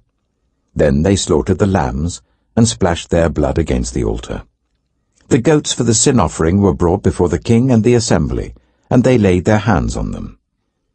The priests then slaughtered the goats, and presented their blood on the altar, for a sin offering to atone for all Israel, because the king had ordered the burnt offering and the sin offering for all Israel. He stationed the Levites in the temple of the Lord with cymbals, harps, and lyres in the way prescribed by David and Gad the king's seer, and Nathan the prophet. This was commanded by the Lord through his prophets. So the Levites stood ready with David's instruments, and the priests with their trumpets. Hezekiah gave the order to sacrifice the burnt offering on the altar. As the offering began, singing to the Lord began also, accompanied by trumpets and the instruments of David, king of Israel. The whole assembly bowed in worship, while the musicians played and the trumpets sounded. All this continued until the sacrifice of the burnt offering was completed. When the offerings were finished, the king and everyone present with him knelt down and worshipped. King Hezekiah and his officials ordered the Levites to praise the Lord with the words of David and of Asaph the seer. So they sang praises with gladness and bowed down and worshipped. Then Hezekiah said, "You have now dedicated yourselves to the Lord. Come and bring sacrifices and thank offerings to the temple of the Lord." So the assembly brought sacrifices and thank offerings, and all whose hearts were willing brought burnt offerings. The number of burnt offerings the assembly brought was 70 bulls, 100 rams, and 200 male lambs, all of them for burnt offerings to the Lord. The animals consecrated as sacrifices amounted to 600 bulls and 3,000 sheep and goats. The priests, however, were too few to skin all the burnt offerings, so their relatives the Levites helped them until the task was finished, and until other priests had been consecrated, for the Levites had been more conscientious in consecrating themselves than the priests had been. There were burnt offerings in abundance, together with the fat of the fellowship offerings and the drink offerings that accompanied the burnt offerings. So the service of the temple of the Lord was re-established. Hezekiah and all the people rejoiced at what God had brought about for his people, because it was done so quickly. 2 Chronicles, chapter 30. Hezekiah sent word to all Israel and Judah, and also wrote letters to Ephraim and Manasseh, inviting them to come to the temple of the Lord in Jerusalem and celebrate the Passover to the Lord, the God of Israel. The king and his officials and the whole assembly in Jerusalem decided to celebrate the Passover in the 2nd month. They had not been able to celebrate it at the regular time, because not enough priests had consecrated themselves and the people had not assembled in Jerusalem. The plan seemed right, both to the king and to the whole assembly. They decided to send a proclamation throughout Israel from Beersheba to Dan, calling the people to come to Jerusalem and celebrate the Passover to the Lord, the God of Israel. It had not been celebrated in large numbers according to what was written. At the king's command, couriers went throughout Israel and Judah with letters from the king and from his officials, which read, "People of Israel, return to the Lord, the God of Abraham, Isaac, and Israel, that he may return to you who are left, who have escaped from the hand of the kings of Assyria. Do not be like your parents and your fellow Israelites, who were unfaithful to the Lord, the God of their ancestors, so that he made them an object of horror, as you see. Do not be stiff-necked as your ancestors were. Submit to the Lord. Come to his sanctuary, which he has consecrated forever. Serve the Lord your God, so that his fierce anger will turn away from you. If you return to the Lord, then your fellow Israelites and your children will be shown compassion by their captors, and will return to this land. For the Lord your God is gracious and compassionate. He will not turn his face from you if you return to him." The couriers went from town to town in Ephraim and Manasseh, as far as Zebulun, but people scorned and ridiculed them. Nevertheless, some from Asher, Manasseh, and Zebulun humbled themselves and went to Jerusalem. Also in Judah the hand of God was on the people to give them unity of mind, to carry out what the king and his officials had ordered, following the word of the Lord. a very large crowd of people assembled in Jerusalem to celebrate the festival of unleavened bread in the 2nd month. They removed the altars in Jerusalem and cleared away the incense altars and threw them into the Kidron Valley. They slaughtered the Passover lamb on the 14th day of the 2nd month. The priests and the Levites were ashamed and consecrated themselves and brought burnt offerings to the temple of the Lord. Then they took up their usual positions, as prescribed in the law of Moses, the man of God. The priests splashed against the altar the blood handed to them by the Levites. Since many in the crowd had not consecrated themselves, the Levites had to kill the Passover lambs for all those who were not ceremonially clean and could not consecrate their lambs to the Lord. Although most of the many people who came from Ephraim, Manasseh, Issachar, and Zebulun had not purified themselves, yet they ate the Passover contrary to what was written. But Hezekiah prayed for them, saying, "May the Lord who is good pardon everyone who sets their heart on seeking God, the Lord, the God of their ancestors, even if they are not clean according to the rules of the sanctuary." And the Lord heard Hezekiah and healed the people. The Israelites, who were present in Jerusalem, celebrated the festival of unleavened bread for 7 days with great rejoicing, while the Levites and priests praised the Lord every day with resounding instruments dedicated to the Lord. Hezekiah spoke encouragingly to all the Levites, who showed good understanding of the service of the Lord. For the 7 days they ate their assigned portion and offered fellowship offerings and praised the Lord, the God of their ancestors. The whole assembly then agreed to celebrate the festival 7 more days, so for another 7 days they celebrated joyfully. Hezekiah, king of Judah, provided 1,000 bulls and 7,000 sheep and goats for the assembly, and the officials provided them with 1,000 bulls and 10,000 sheep and goats. A great number of priests consecrated themselves.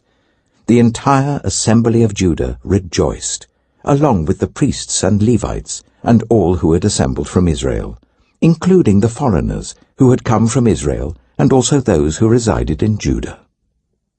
There was great joy in Jerusalem, for since the days of Solomon son of David, king of Israel, there had been nothing like this in Jerusalem. The priests and the Levites stood to bless the people, and God heard them, for their prayer reached heaven, his holy dwelling place. 2 Chronicles chapter 31. When all this had ended, the Israelites who were there went to the towns of Judah, smashed the sacred stones and cut down the Asherah poles. They destroyed the high places and the altars throughout Judah and Benjamin, and in Ephraim and Manasseh. After they had destroyed them all, the Israelites returned to their own towns and to their own property. Hezekiah assigned the priests and Levites to divisions, each of them according to their duties as priests or Levites, to offer burnt offerings and fellowship offerings, to minister, to give thanks and to sing praises at the gates of the Lord's dwelling. The king contributed from his own possessions for the morning and evening burnt offerings, and for the burnt offerings on the Sabbaths, at the new moons, and at the appointed festivals, as written in the law of the Lord. He ordered the people living in Jerusalem to give the portion due to the priests and Levites, so that they could devote themselves to the law of the Lord. As soon as the order went out, the Israelites generously gave the first fruits of their grain, new wine, olive oil and honey, and all that the fields produced. They brought a great amount, a tithe of everything. The people of Israel and Judah who lived in the towns of Judah also brought a tithe of their herds and flocks, and a tithe of the holy things dedicated to the Lord their God, and they piled them in heaps. They began doing this in the 3rd month, and finished in the 7th month. When Hezekiah and his officials came and saw the heaps, they praised the Lord and blessed his people Israel. Hezekiah asked the priests and Levites about the heaps, and Azariah the chief priest, from the family of Zadok, answered, "Since the people began to bring their contributions to the temple of the Lord, we have had enough to eat and plenty to spare, because the Lord has blessed his people, and this great amount is left over." Hezekiah gave orders to prepare storerooms in the temple of the Lord, and this was done. Then they faithfully brought in the contributions, tithes, and dedicated gifts. Conaniah, a Levite, was the overseer in charge of these things, and his brother Shimei was next in rank. Jehiel, Azaziah, Nahath, Asahel, Jerimoth, Jozabad, Eliel, Ishmachiah, Mahath, and Benaiah were assistants of Conaniah and Shimei his brother. All these served by appointment of King Hezekiah and Azariah the official in charge of the temple of God. Koreh, son of Imnah the Levite, keeper of the east gate, was in charge of the free will offerings given to God, distributing the contributions made to the Lord and also the consecrated gifts. Eden, Meniamin, Jeshua, Shemaiah, Amariah, and Shechaniah assisted him faithfully in the towns of the priests, distributing to their fellow priests according to their divisions, old and young alike. In addition, they distributed to the males 3 years old or more, whose names were in the genealogical records, all who would enter the temple of the Lord to perform the daily duties of their various tasks according to their responsibilities and their divisions.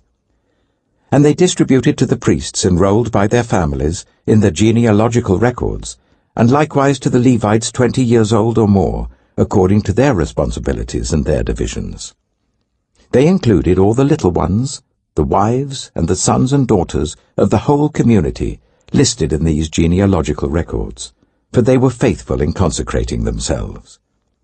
As for the priests, the descendants of Aaron, who lived on the farmlands around their towns or in any other towns, men were designated by name to distribute portions to every male among them, and to all who were recorded in the genealogies of the Levites.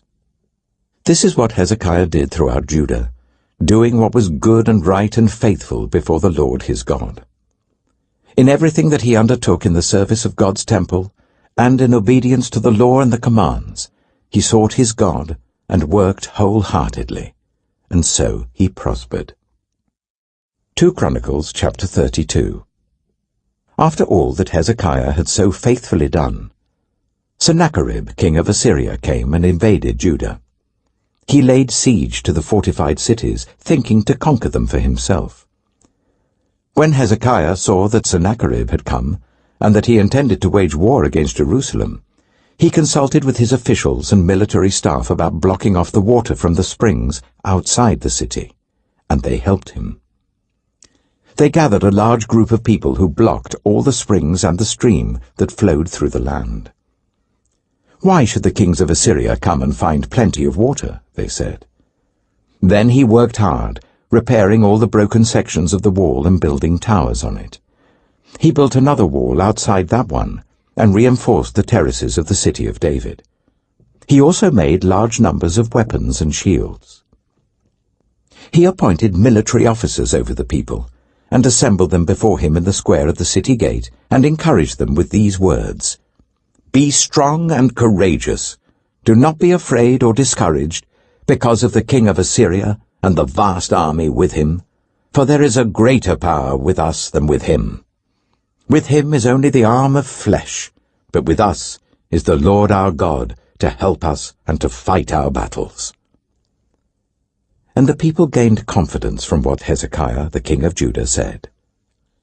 Later, when Sennacherib, king of Assyria, and all his forces were laying siege to Lachish, he sent officers to Jerusalem with this message for Hezekiah, king of Judah, and for all the people of Judah who were there.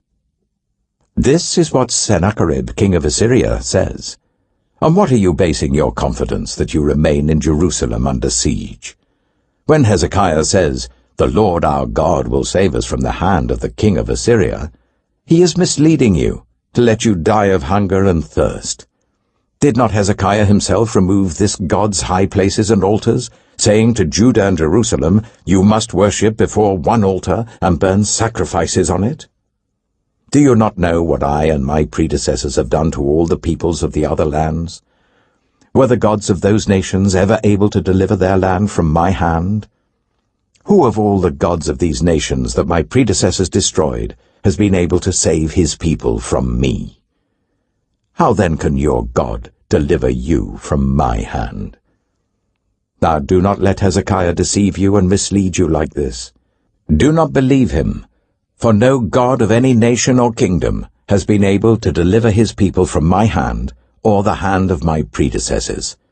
How much less will your God deliver you from my hand?" Sennacherib's officers spoke further against the Lord God and against his servant Hezekiah.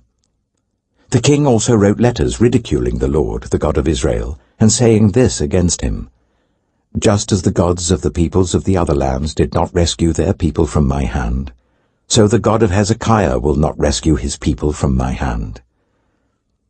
Then they called out in Hebrew to the people of Jerusalem who were on the wall, to terrify them and make them afraid in order to capture the city.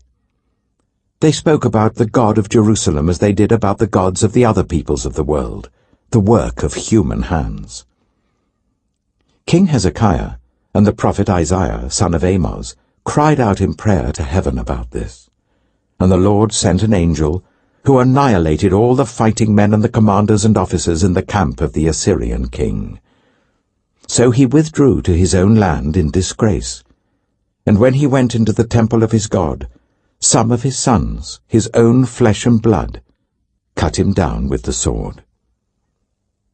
So the Lord saved Hezekiah and the people of Jerusalem from the hand of Sennacherib king of Assyria, and from the hand of all others.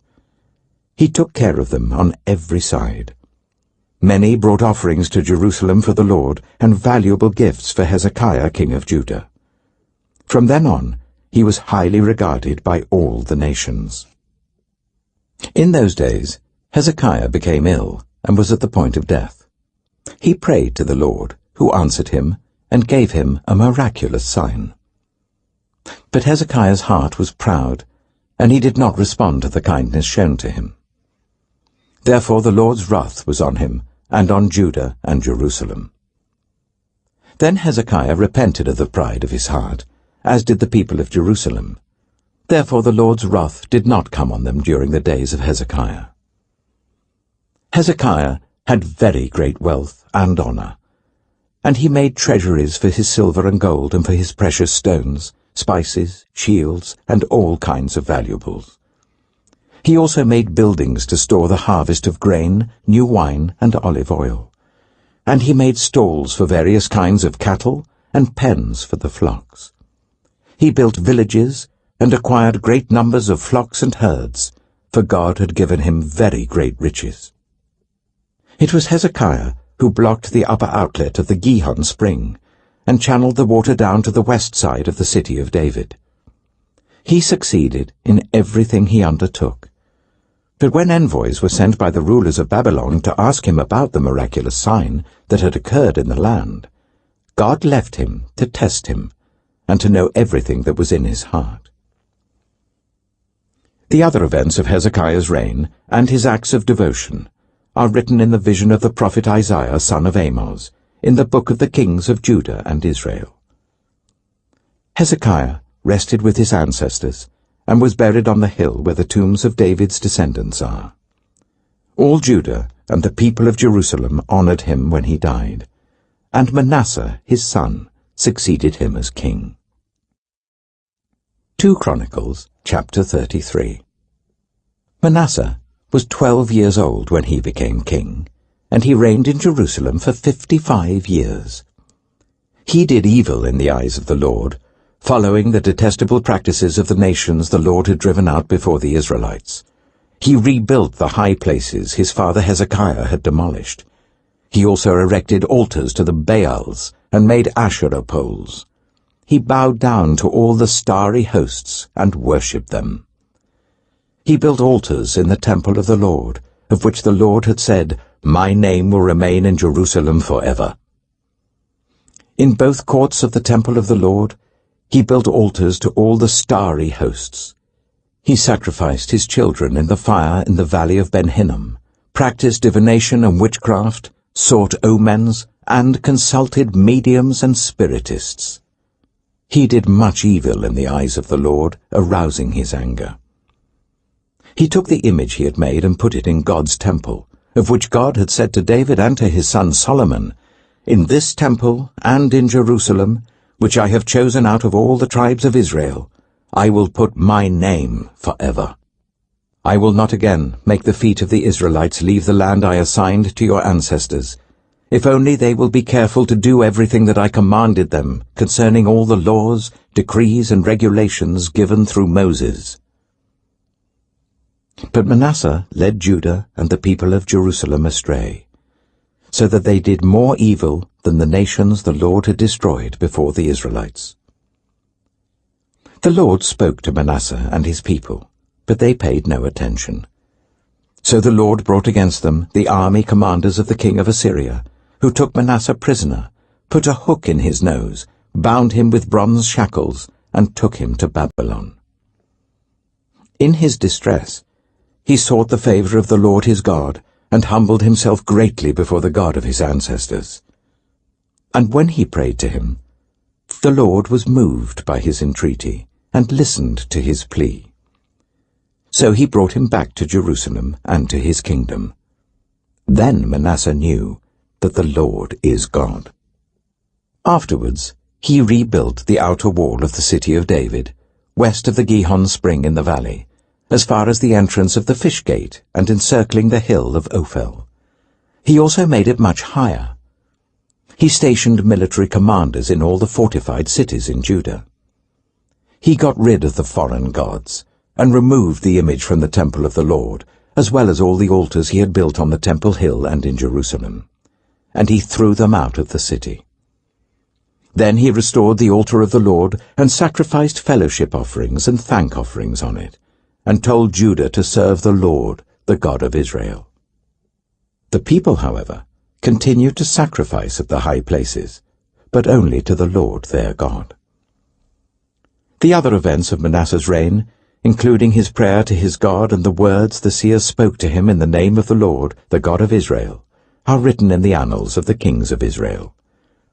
His prayer, and how God was moved by his entreaty, as well as all his sins and unfaithfulness, and the sites where he built high places and set up Asherah poles and idols before he humbled himself, all these are written in the records of the seers. Manasseh rested with his ancestors and was buried in his palace, and Amon his son succeeded him as king. Amon was 22 years old when he became king, and he reigned in Jerusalem for 2 years. He did evil in the eyes of the Lord, as his father Manasseh had done. Amon worshipped and offered sacrifices to all the idols Manasseh had made. But unlike his father Manasseh, he did not humble himself before the Lord. Amon increased his guilt. Amon's officials conspired against him and assassinated him in his palace. Then the people of the land killed all who had plotted against King Amon, and they made Josiah his son king in his place. 2 Chronicles chapter 34. Josiah was 8 years old when he became king, and he reigned in Jerusalem for 31 years. He did what was right in the eyes of the Lord, and followed the ways of his father David, not turning aside to the right or to the left. In the 8th year of his reign, while he was still young, he began to seek the God of his father David. In his 12th year, he began to purge Judah and Jerusalem of high places, Asherah poles, and idols. Under his direction, the altars of the Baals were torn down. He cut to pieces the incense altars that were above them, and smashed the Asherah poles and the idols. These he broke to pieces, and scattered over the graves of those who had sacrificed to them. He burned the bones of the priests on their altars, and so he purged Judah and Jerusalem. In the towns of Manasseh, Ephraim, and Simeon, as far as Naphtali, and in the ruins around them, he tore down the altars and the Asherah poles, and crushed the idols to powder, and cut to pieces all the incense altars throughout Israel. Then he went back to Jerusalem. In the 18th year of Josiah's reign, to purify the land and the temple, he sent Shaphan, son of Azaliah, and Maaseiah, the ruler of the city, with Joah, son of Joahaz, the recorder, to repair the temple of the Lord his God. They went to Hilkiah, the high priest, and gave him the money that had been brought into the temple of God, which the Levites who were the gatekeepers had collected from the people of Manasseh, Ephraim, and the entire remnant of Israel, and from all the people of Judah and Benjamin and the inhabitants of Jerusalem. Then they entrusted it to the men appointed to supervise the work on the Lord's temple. These men paid the workers who repaired and restored the temple. They also gave money to the carpenters and builders to purchase dressed stone and timber for joists and beams for the buildings that the kings of Judah had allowed to fall into ruin. The workers labored faithfully. Over them to direct them were Jahath and Obadiah, Levites descended from Merari, and Zechariah and Meshullam, descended from Kohath. The Levites, all who were skilled in playing musical instruments, had charge of the laborers and supervised all the workers from job to job. Some of the Levites were secretaries, scribes, and gatekeepers. While they were bringing out the money that had been taken into the temple of the Lord, Hilkiah the priest found the book of the law of the Lord that had been given through Moses. Hilkiah said to Shaphan the secretary, "I have found the book of the law in the temple of the Lord." He gave it to Shaphan. Then Shaphan took the book to the king and reported to him, "Your officials are doing everything that has been committed to them. They have paid out the money that was in the temple of the Lord and have entrusted it to the supervisors and workers." Then Shaphan the secretary informed the king, "Hilkiah the priest has given me a book." And Shaphan read from it in the presence of the king. When the king heard the words of the law, he tore his robes. He gave these orders to Hilkiah, Ahikam son of Shaphan, Abdon son of Micah, Shaphan the secretary, and Asaiah the king's attendant. "Go and inquire of the Lord for me, and for the remnant in Israel and Judah, about what is written in this book that has been found. Great is the Lord's anger that is poured out on us, because those who have gone before us have not kept the word of the Lord. They have not acted in accordance with all that is written in this book." Hilkiah, and those the king had sent with him, went to speak to the prophet Huldah, who was the wife of Shallum, son of Tokath, the son of Hazra, keeper of the wardrobe. She lived in Jerusalem, in the new quarter. She said to them, "This is what the Lord, the God of Israel, says. Tell the man who sent you to me, this is what the Lord says. I'm going to bring disaster on this place and its people, all the curses written in the book that has been read in the presence of the king of Judah. Because they have forsaken me, and burned incense to other gods, and aroused my anger by all that their hands have made, my anger will be poured out on this place and will not be quenched. Tell the king of Judah, who sent you to inquire of the Lord, this is what the Lord, the God of Israel, says concerning the words you heard. Because your heart was responsive, and you humbled yourself before God when you heard what he spoke against this place and its people, and because you humbled yourself before me and tore your robes and wept in my presence, I have heard you, declares the Lord. Now I will gather you to your ancestors, and you will be buried in peace. Your eyes will not see all the disaster I am going to bring on this place and on those who live here." So they took her answer back to the king. Then the king called together all the elders of Judah and Jerusalem. He went up to the temple of the Lord with the people of Judah, the inhabitants of Jerusalem, the priests and the Levites, all the people from the least to the greatest. He read in their hearing all the words of the book of the covenant, which had been found in the temple of the Lord. The king stood by his pillar and renewed the covenant in the presence of the Lord, to follow the Lord and keep his commands, statutes, and decrees with all his heart and all his soul, and to obey the words of the covenant written in this book. Then he made everyone in Jerusalem and Benjamin pledge themselves to it. The people of Jerusalem did this in accordance with the covenant of God, the God of their ancestors. Josiah removed all the detestable idols from all the territory belonging to the Israelites, and he made all who were present in Israel serve the Lord their God. As long as he lived, they did not fail to follow the Lord, the God of their ancestors. 2 2 Chronicles chapter 35. Josiah celebrated the Passover to the Lord in Jerusalem, and the Passover lamb was slaughtered on the 14th day of the first month. He appointed the priests to their duties, and encouraged them in the service of the Lord's temple. He said to the Levites who instructed all Israel, and who had been consecrated to the Lord, "Put the sacred ark in the temple that Solomon son of David, king of Israel, built. It is not to be carried about on your shoulders. Now serve the Lord your God and his people Israel. Prepare yourselves by families in your divisions, according to the instructions written by David, king of Israel, and by his son Solomon. Stand in the holy place with a group of Levites for each subdivision of the families of your fellow Israelites, the lay people.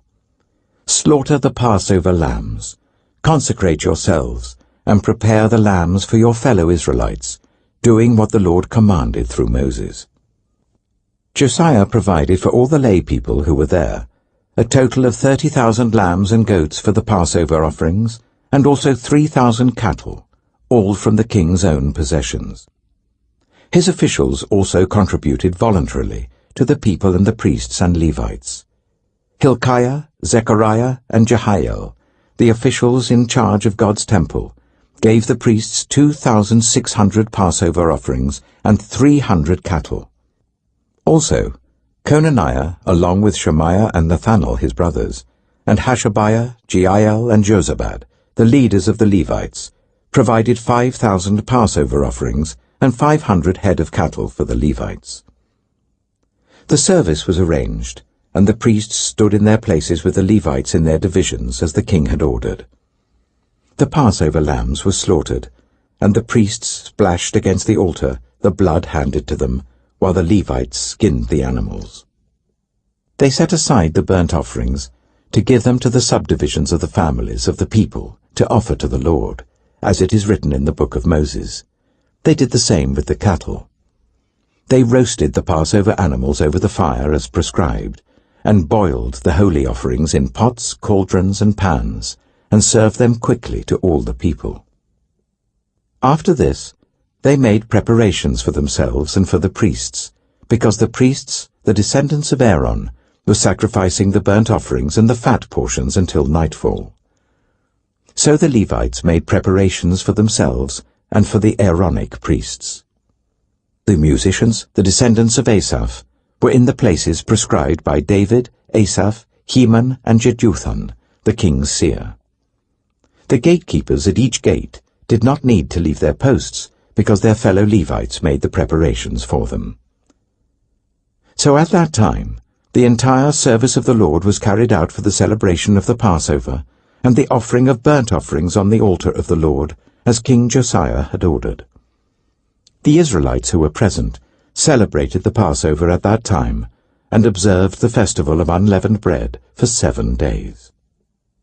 The Passover had not been observed like this in Israel since the days of the prophet Samuel, and none of the kings of Israel had ever celebrated such a Passover as did Josiah, with the priests, the Levites, and all Judah and Israel, who were there with the people of Jerusalem. This Passover was celebrated in the 18th year of Josiah's reign.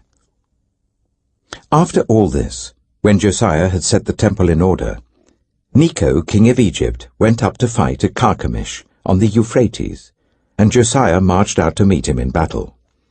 But Necho sent messengers to him, saying, "What quarrel is there, king of Judah, between you and me? It is not you I am attacking at this time, but the house with which I am at war. God has told me to hurry. So stop opposing God, who is with me, or he will destroy you." Josiah, however, would not turn away from him, but disguised himself to engage him in battle. He would not listen to what Necho had said at God's command, but went to fight him on the plain of Megiddo. Archers shot King Josiah, and he told his officers, "Take me away, I am badly wounded." So they took him out of his chariot, put him in his other chariot, and brought him to Jerusalem, where he died. He was buried in the tombs of his ancestors, and all Judah and Jerusalem mourned for him. Jeremiah composed laments for Josiah, and to this day all the male and female singers commemorate Josiah in the Laments. These became a tradition in Israel and are written in the Laments. The other events of Josiah's reign, and his acts of devotion in accordance with what is written in the law of the Lord, all the events from beginning to end, are written in the book of the kings of Israel and Judah. 2 Chronicles chapter 36. And the people of the land took Jehoahaz son of Josiah, and made him king in Jerusalem in place of his father. Jehoahaz was 23 years old when he became king, and he reigned in Jerusalem for 3 months. The king of Egypt dethroned him in Jerusalem, and imposed on Judah a levy of 100 talents of silver and a talent of gold. The king of Egypt made Eliakim, a brother of Jehoahaz, king over Judah and Jerusalem, and changed Eliakim's name to Jehoiakim. But Necho took Eliakim's brother Jehoahaz and carried him off to Egypt. Jehoiakim was 25 years old when he became king, and he reigned in Jerusalem for 11 years. He did evil in the eyes of the Lord his God. Nebuchadnezzar, king of Babylon, attacked him and bound him with bronze shackles to take him to Babylon. Nebuchadnezzar also took to Babylon articles from the temple of the Lord and put them in his temple there. The other events of Jehoiakim's reign, the detestable things he did, and all that was found against him, are written in the book of the kings of Israel and Judah, and Jehoiachin, his son, succeeded him as king. Jehoiachin was 18 years old when he became king, and he reigned in Jerusalem for 3 months and 10 days. He did evil in the eyes of the Lord. In the spring, King Nebuchadnezzar sent for him, and brought him to Babylon, together with articles of value from the temple of the Lord. And he made Jehoiachin's uncle Zedekiah king over Judah and Jerusalem. Zedekiah was 21 years old when he became king, and he reigned in Jerusalem for 11 years. He did evil in the eyes of the Lord his God, and did not humble himself before Jeremiah the prophet, who spoke the word of the Lord. He also rebelled against King Nebuchadnezzar, who had made him take an oath in God's name. He became stiff-necked and hardened his heart, and would not turn to the Lord, the God of Israel.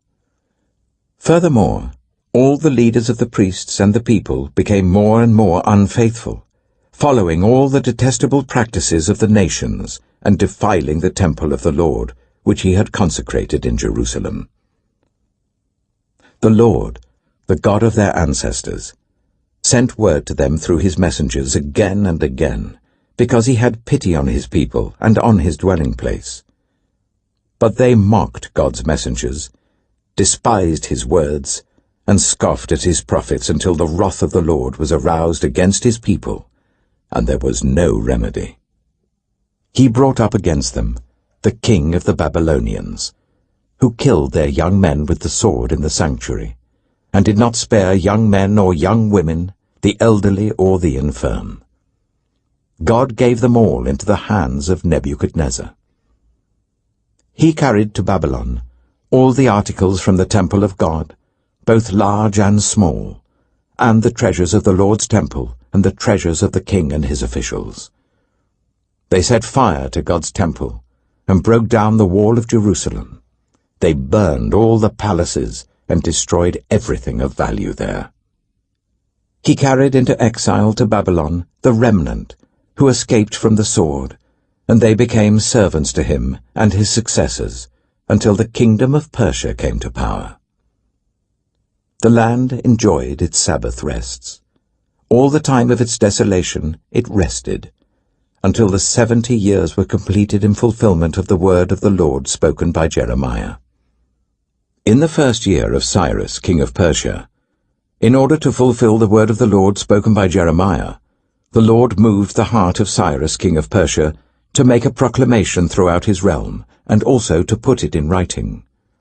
This is what Cyrus, king of Persia, says: The Lord, the God of heaven, has given me all the kingdoms of the earth, and he has appointed me to build a temple for him at Jerusalem in Judah. Any of his people among you may go up, and may the Lord their God be with them.